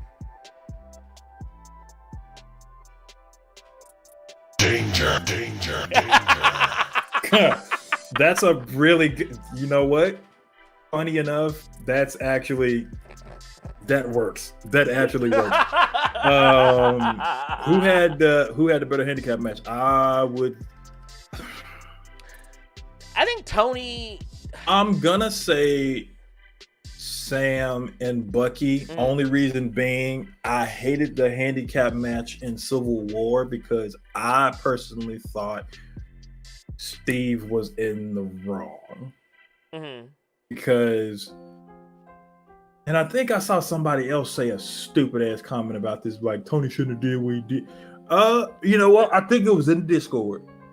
Because that shit had me kind of tilted on. Because I was like, dude, you just found out his whole world ended by the motherfucker looking right across from him.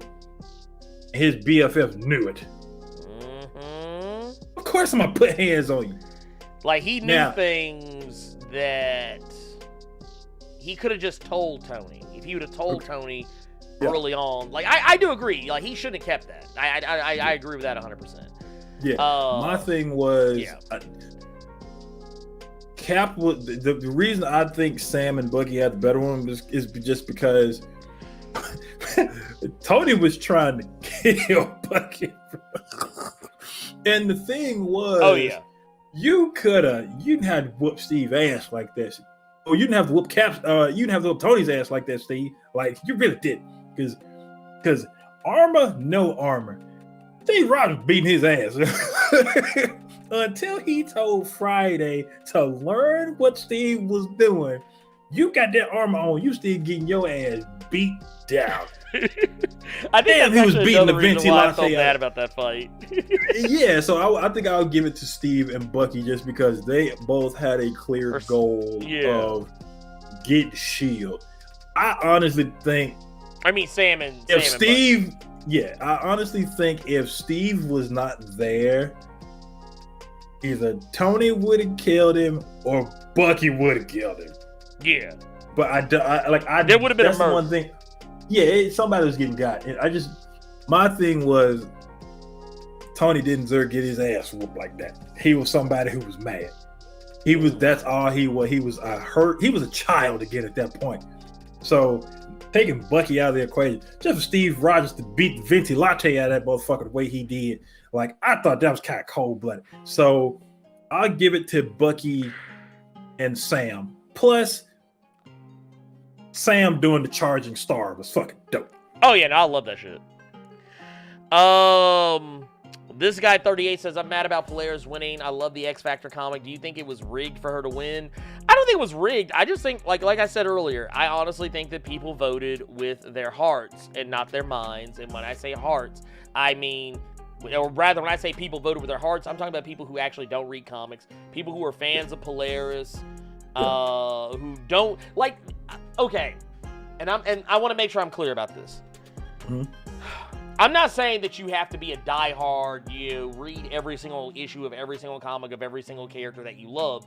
But what I am saying is that I do notice a lot of times when I talk to people who claim that they're like huge mega fans of something, they always have these really weird blind spots when it comes to the things that they love. So like when I talk to these Polaris stands, they're like, oh my God, Polaris is finally get a chance to shine. I'm like, well, wait a minute. Like, she's an X Factor right now getting a story arc. And they're like, oh no, I wasn't reading that.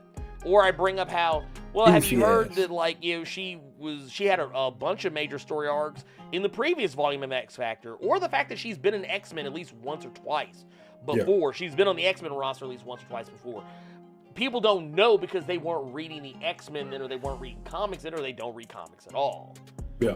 And yeah, it is what it is. Yeah. Let's see here. Carter presents and Blerd Without Fear. What do y'all think about the new World War Hulk with She-Hulk? I mean, they've been teasing this since Avengers 700. So I mean, I've seen this, or actually since War of the Realms too. So I mean, I'm ready for it. I'm curious. I'll read it maybe when it comes out. If it's actually She-Hulk, yes. If it's Jennifer, who is still got, because let's call it what it was. Thanos beat her retarded. Thanos beat her into going back into Hulk smash when she was the one who could still be a lawyer and still be green. So if it's that one that Jason Aaron is writing, probably not. If it's Jennifer with some sense that has her shit back to normal, the status quo, sure, I'll read it. Yeah. Just give me an issue before I answer that question. Yeah. Well, one of the things they did in War of the Realms with Avengers was how like Hulk has all those different versions of himself in his head. They did something similar with She-Hulk, and if they kind of went that route, maybe explored it some, like I didn't like that versions of I didn't like that either, because the bitch was basically Krieg from Borderlands at that point. That's basically what she was. She was fucking Krieg. I mean, you're not wrong. You're not where wrong. Jennifer talking in her head, but then you got the brute out here slow the shit, just breaking stuff. I don't want to read Krieg from Borderlands. I can go play Borderlands 2 if I want to read Krieg from Borderlands. Hey, Krieg's gonna be in the live action Borderlands. Man, don't talk to me about that bullshit. I'll leave this call. Anyway, Jason Davis says, fellas, with the MCU continuity, what do you think is the power ranking between Steve Rogers, Bucky, Isaiah Bradley, and Walker? Well, in the comics, U.S. Agent, if I'm not mistaken, is slightly stronger than Steve Rogers. Yeah. I think he has Super Soldier Serum. Yeah, he has Super Soldier Serum. He has a different version of it, but like, his is a more refined version of it. Isaiah Bradley has been stated as being, in the comics, weaker than Steve Rogers because his serum was an imperfect recreation of the one that Steve Rogers took, which is why it was killing people. And why most Super Soldier Serums have killed people when they try and take them. So, I mean, for me, it would probably be Isaiah Bradley. I think, honestly, I feel like Isaiah Bradley and Bucky are kind of on the same level. Yeah. Because they're both inferior versions of the original program, in a way. And then Steve Rogers, then John Walker. So yeah, there's that one. Let's see. Carter and Ernie. So, do any of you buy variant covers? And if so, what are some recent ones you've bought? Also, be careful. Depression is out here in these streets. Yes, it is. I suffer from it. Last variant I got. Good God. Oh, Sex Criminals. All the XXX variants that they did of Sex Criminals, I have all of them. Oh, wow. I think the last. I ain't mad at you. I ain't mad at you, though. Dude, because they're hilarious. It's from different people. So, like, picture, because Brian Lee, since we were talking about like Scott Pilgrim and shit earlier, Brian Lee O'Malley did one where it was like a Nintendo cartridge, and it was the two main characters, and the male dude was hard, but his junk, since it was a Nintendo cartridge, his junk was like a Goomba. His dick was a Goomba. It was hilarious. The only other variant that I bought, it's not recent by any means, but the hip hop variants that Marvel did, I have a lot of those. I have a lot of those hip hop variants. Okay, I will say I did, like, back when Marvel was doing some of the hip hop variants for Black Panther, I did get some of those, but on as a whole, yeah, I still don't. Yeah. I don't typically do it. I'm trying to find that sex criminals. We might as well try to get the show taken down at some point. No, you do not. Darrell Boza said they should do a mini of red, white, and I think you mean like red, white, and black. The Isaiah Bradley. But who would you guys cast for the younger version of Bradley? I'm not gonna lie, my brain is kind of fried because I only got 2 hours of sleep last night, and I'm actually kind of in a weird place right now. One of y'all asses is gonna say John David Washington. Watch. You know what? Actually, no. You know what? Just put some CG on Carl Lumbly. He can do it. No, actually, no. Don't do that. Okay, I tell you what. If you're gonna do it, you gotta do it. I honestly don't know who I would pick because honestly, okay. You know what? I tell you what. What's the brother from the Invisible Man? Aldous Hodge. Yeah, Aldous Hodge. That brother. There you go. Okay. Aldous Hodge. Done. Cut the check. Cut the check. Let's see here. Wait, I'm going through here. How many episodes for Invincible? If I'm not mistaken, I think it is only 8. Okay, that's what I was gonna say. Yeah, it's only 8. Just the 8. Here, there's another one here somewhere that do y'all think the comic book version of White Wolf could work in the MCU? If they weren't already calling Bucky White Wolf. That's the problem. Hickman on Teen Titans / Titans Academy. I don't want Hickman nowhere near the Teen Titans. I don't want him nowhere near the kids. Keep him away from them damn kids. He gonna have the kids. That sounds so nasty.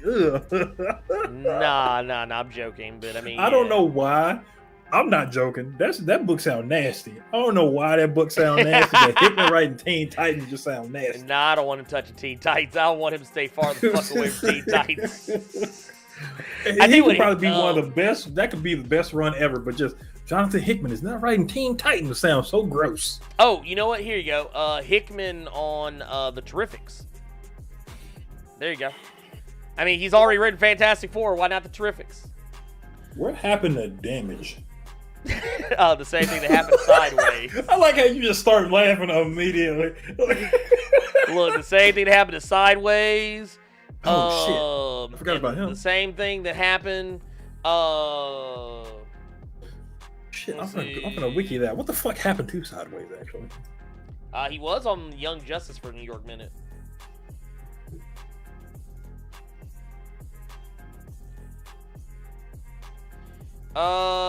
He joined Young Justice for like 2 seconds. Mm-hmm.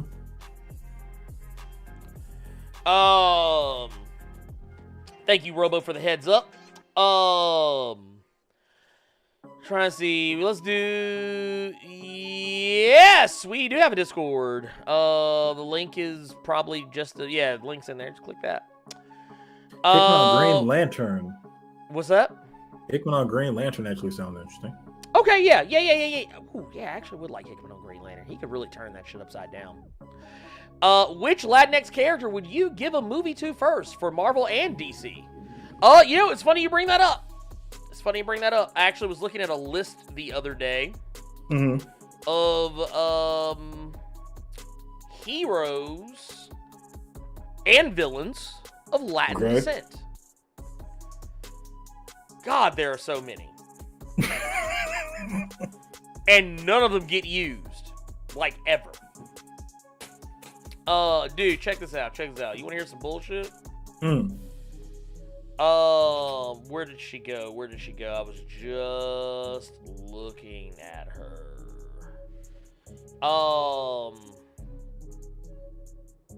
Shit.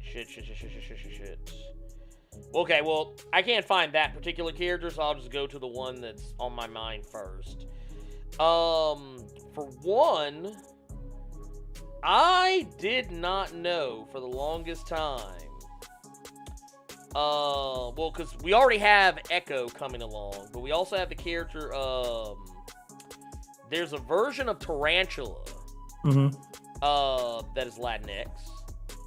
I wouldn't mind seeing, of course we have White Tiger, Ava Ayala. Which honestly, but yeah, I actually wouldn't mind seeing the Young Power Man.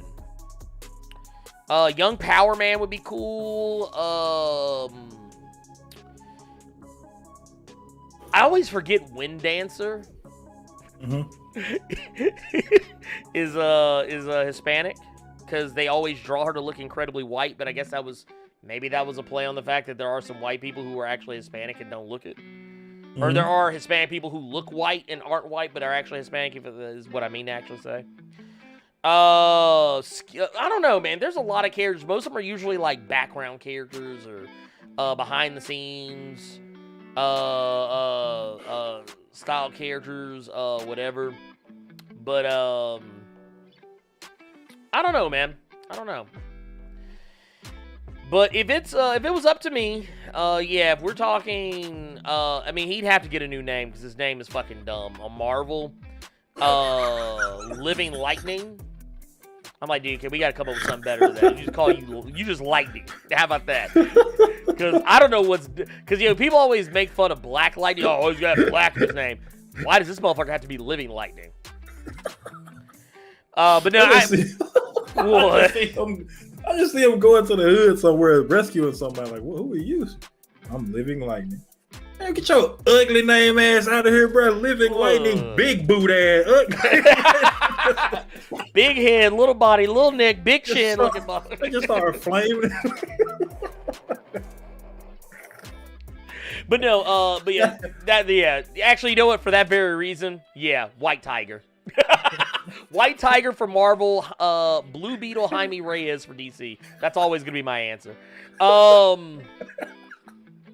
You scare my dog when he's sleep at night. Ugly ass. Like, your dog just like be like asleep, and the dog just boom. Looking at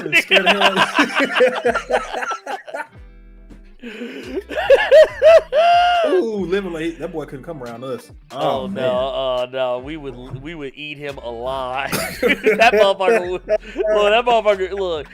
That motherfucker called the principal on us. Lord. Oh my God. But yeah, America Chavez is technically already coming to the MCU anyway, so that's another one. America Chavez is another good one. I saw another question on here too that didn't have a question mark behind it. I'm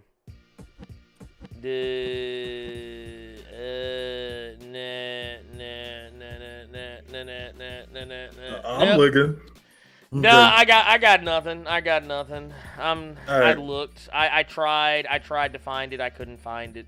So we're gonna go to questions from the Discord. Let's see here. That's not a question. Okay, there are the question marks. Okay, wait a minute. Okay. Oh my God. Okay, so I'll tell you what, we only answering one of these. I mean, there's only one. Okay, there are two questions. There's only two questions out of all of that. Okay. Let's do this. Okay, Ed Boy, what stories would you want to see if Marvel brought back Marvel Knights or a black label like Imprint? Personally, I would love to see more Black Pulp era heroes like Isaiah Bradley. I would like to see them do something with Nighthawk. If they brought back Marvel Knights. Yeah, I mean, so maybe I'm the only one who felt like this, but I felt like y'all already brought back Marvel Knights with all the Netflix shows, because I feel like that's what that was Marvel Knights. So I don't see, because like Daredevil, Punisher, Iron Fist, I would say that was their version of Marvel Knights. So I don't like that they, and then when they brought it back, it was only like a few issues. There was an X-Men one, a Spider-Man one, and if they do, I mean, they already have their Black Label. They should just bring back Max. I don't know why they won't. Yeah, I would rather them just do that, if we're being brutally honest. Yeah. And if they did, just give me a Moon Knight one. That's all I want. Yeah, Moon Knight. We're already getting Moon Knight back anyway, so it's like, shit, it's going to make it a Marvel Max joint. Call it even. Yeah. Here's the deal. King Vader, how's the family doing? Great. Fantastic. I think all of us, except for the children, are vaccinated now, so... Okay, we're all so good. The Falcon and the Snowman, I can sift through and see the question. Do y'all think it's possible that the writer of the main X-Men book will rotate each year? Perhaps each writer choosing their own roster in addition to the election winner. If so, who would y'all want to take the reins next?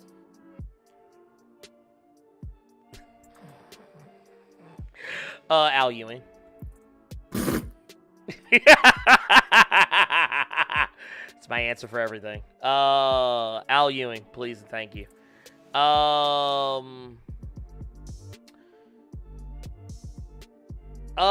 and also the thing about Ed Brubaker, we were going to talk about it, but honestly, we started running over on time because that's what always happens when we do this. Basically, I get why Ed Brubaker feels the way he feels. He basically got Dave Chappelled. Because I think yeah. Basically, okay, here's the thing. Essentially, he gets really nothing. Yeah. For the rights to Winter Soldier when they make movies and TV shows about him. He actually went on record saying that he gets more money for the bullshit cameo that he had in Captain America, the Winter Soldier, where he's one of the data analysts, I think in S.H.I.E.L.D. or in one of the labs.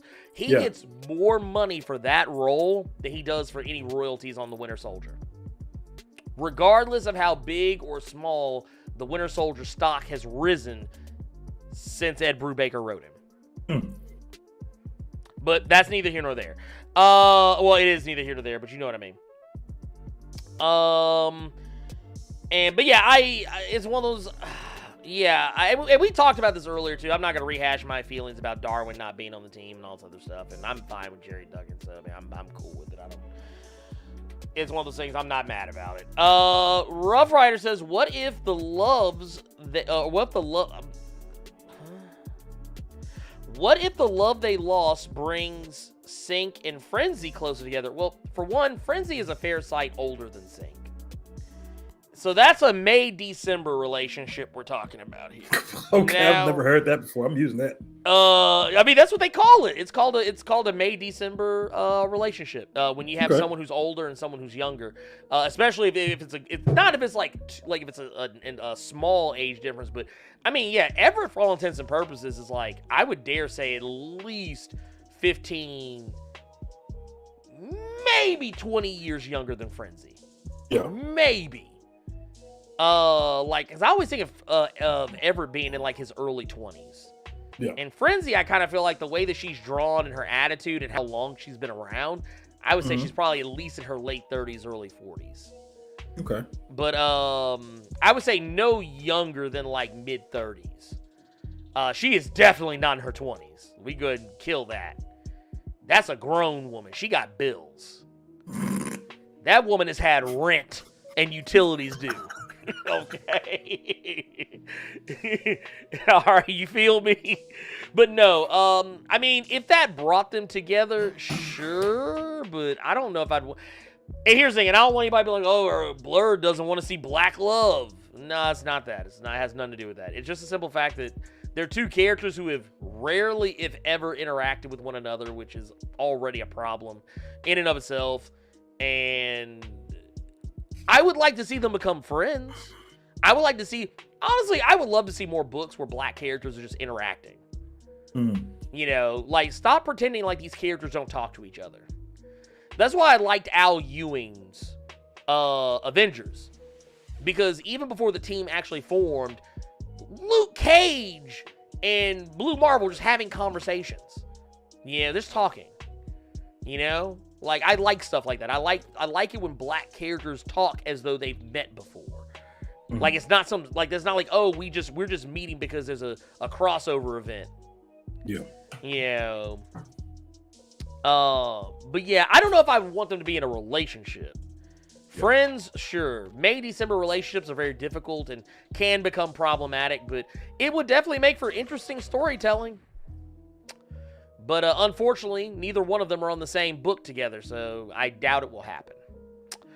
That said, that is all of the questions. What you got going on today, Ernie? I'm gonna go hang out with my kid and play Minecraft, or maybe something else. I don't really know. Kind of chilling, man. Honestly, cause yeah, I just man, I'm just not like I'm probably gonna take a nap. It's probably what's gonna happen. Motherfucker probably gonna take a nap. If I'm being real. If I'm being real about it.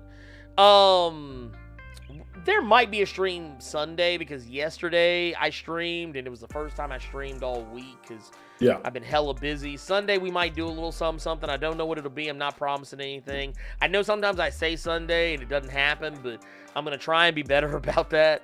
And don't be surprised if we're not playing a game at all. Don't be surprised if it's just a simple watch party. Because Robo Strange said you try to get on that later. I mean, hey, Robo, ping me. Because Carter uninstalled it. I mean, I can install it. I mean, it don't take that long. Shit. Nah, it's true. Not today. Today, I actually got a date. This man out here.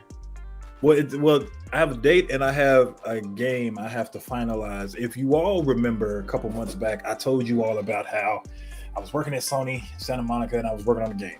A lot of you who've been here for a minute, you all know that I worked on the multiplayer stuff for Ghost of Tsushima. And I'm actually on a game at Sony right now that's actually finishing up. I cannot tell you all what it is, but I can talk a little bit about it because I've already got my money. So what I will tell you all, without telling you all anything, don't put shit in the chat. Stop trying to guess all this other fuckery, okay? I can tell you that the game I'm working on for Sony it's a game for Sony. It was done by Sony Santa Monica. It's a sequel, but it's a sequel nobody asked for. That's all I can tell you about the game that I'm working on. Wow. I think I know what it is. Yeah, okay. It's Sony. Gotcha. It's Sony Santa Monica. It's a sequel, but it's a sequel literally none of you motherfuckers asked for it. But it's a sequel. That's all I'm gonna say. But I'm finishing that up today. I'm finishing. I'm already finishing. You said in what capacity? Basically, I'm programming some stuff and testing some stuff. So I'm doing 2 different gigs right now. But I have to finish that. I have to finish up my portion of that today, and then I'm going out this evening.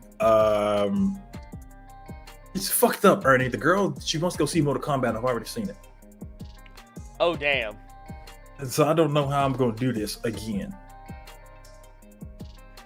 But that boy said Ghost of Tsushima. I would have told y'all if it was Ghost of Tsushima. I already did that. Ghost of Tsushima, Ghost of Tsushima Legends, the multiplayer shit y'all was all playing. Yeah, you welcome. But that's what I'll say to y'all, man. That's the plan for me today. Okay. Well, I'm about to say, y'all know me. I'll be around. I'll poke my head in the Discord for a little bit, but for the most part, I'm probably gonna be laying low because I'm tired as fuck, y'all. I'm not gonna lie to you. There might be some games later. I'm working on fixing the Game Rolls channel because it got kind of fucked up. And I'm going to go back and kind of redo it. We're going to be adding some games like Monster Hunter, Call of Duty, Apex, Valheim, other stuff like that. Mostly stuff I play, but also I know stuff that a lot of y'all play. We're going to add an FGC tag. Shin Godzilla already in the game room. Bruh, already. Look, he like, bet. He's like, we getting it. But no, we'll definitely be getting into some games and stuff later. I want to try and do more game nights and stuff like that, like some fight nights and whatnot. Even if not, maybe not for stream because that always gets ugly. It always gets ugly. Almost every fucking time it gets ugly. I've actually had people. Well, it depends. Those people aren't here anymore, so it might not be the worst thing in the world. But we might start getting back to it and. But yeah, if any of y'all play Hunt, COD, Apex, Fortnite, that's also another one that's gonna be added to the tag. Monster Hunter. I don't want to hurt Robo Strange Heart. GTFO. Heard that game whooped your ass there, kid. Oh, damn. Look. Ernie snitched on you hard. Ernie snitched on you real hard, Robo Strange. That boy said GTFO beat the brakes off you. Woo, look, hey, that broke my heart too because I got excited when I saw when he told me him and Cypher got GTFO. I was like, oh man, we finally got a 4-man squad. We about to run. Yeah, I was actually excited at that point. Dude, I jumped in the voice chat. I was like, oh shit, we still play that GTFO. They're like, yeah, we just returned it. I was like, damn. That boy said 2 rounds delete. Oh man, dude. Hey Carter, we got to get you on that Home Sweet Home Survive. You might like that. I've been watching videos on it. It looks too new. It is very new. I'm a picky bitch. Like that game looks too early. It's early and it's a Taiwanese studio. So take that. That boy said he called you to come on and deleted it before he could respond. No, dude, he's not lying. He is not lying. I jumped in to the IFLC chat. Yeah. And I had my finger on the mouse, getting ready to click play GTFO on Steam. Yeah. And right before I did, he was like, yeah, we already uninstalled it and returned it. Damn it, I got excited for no reason. Because I already told you, I said I'm taking a break from Hunt so I can just focus on GTFO. See? Come on, man. Robo, Cypher, come back to us. Boy, see, what you should have done is played with us. You should have played with us. Not because I guarantee you, I think they played it only 2 people. Did y'all played it just the 2 of y'all? Oh, y'all ugly as hell then. If y'all played it as the 2 of y'all, then y'all look, I ain't gonna lie. That game is not playable with just 2 people. I'm gonna be honest. It is, but you gotta be one of them little MLG Pro speed running little yeah, no. And honestly, even if I could, I wouldn't want to. I wouldn't want to. See, look, he just said it. Yep, he said only 2? the 2 of them. Okay. Yeah, you real. You sick. didn't get the full experience. You need to play it with a full squad, like you 4 people. He thought he was finna run in there with one other person and just shoot shit. No, you thought wrong, sir. No, sir. But that said, we're gonna get out of here. We love you guys, 3,000, and we appreciate you. Thank you, everybody. Whether you were lurking, chatting, super chatting, whatever the case may be, we appreciate you. Thank you so much. Y'all kept it lit. I mean, I know we're the ones that are the show, but technically you guys and gals, kings, queens, cosmic beings, you guys are also the show as well. So we appreciate you. We out here. We will see you all next time. Peace.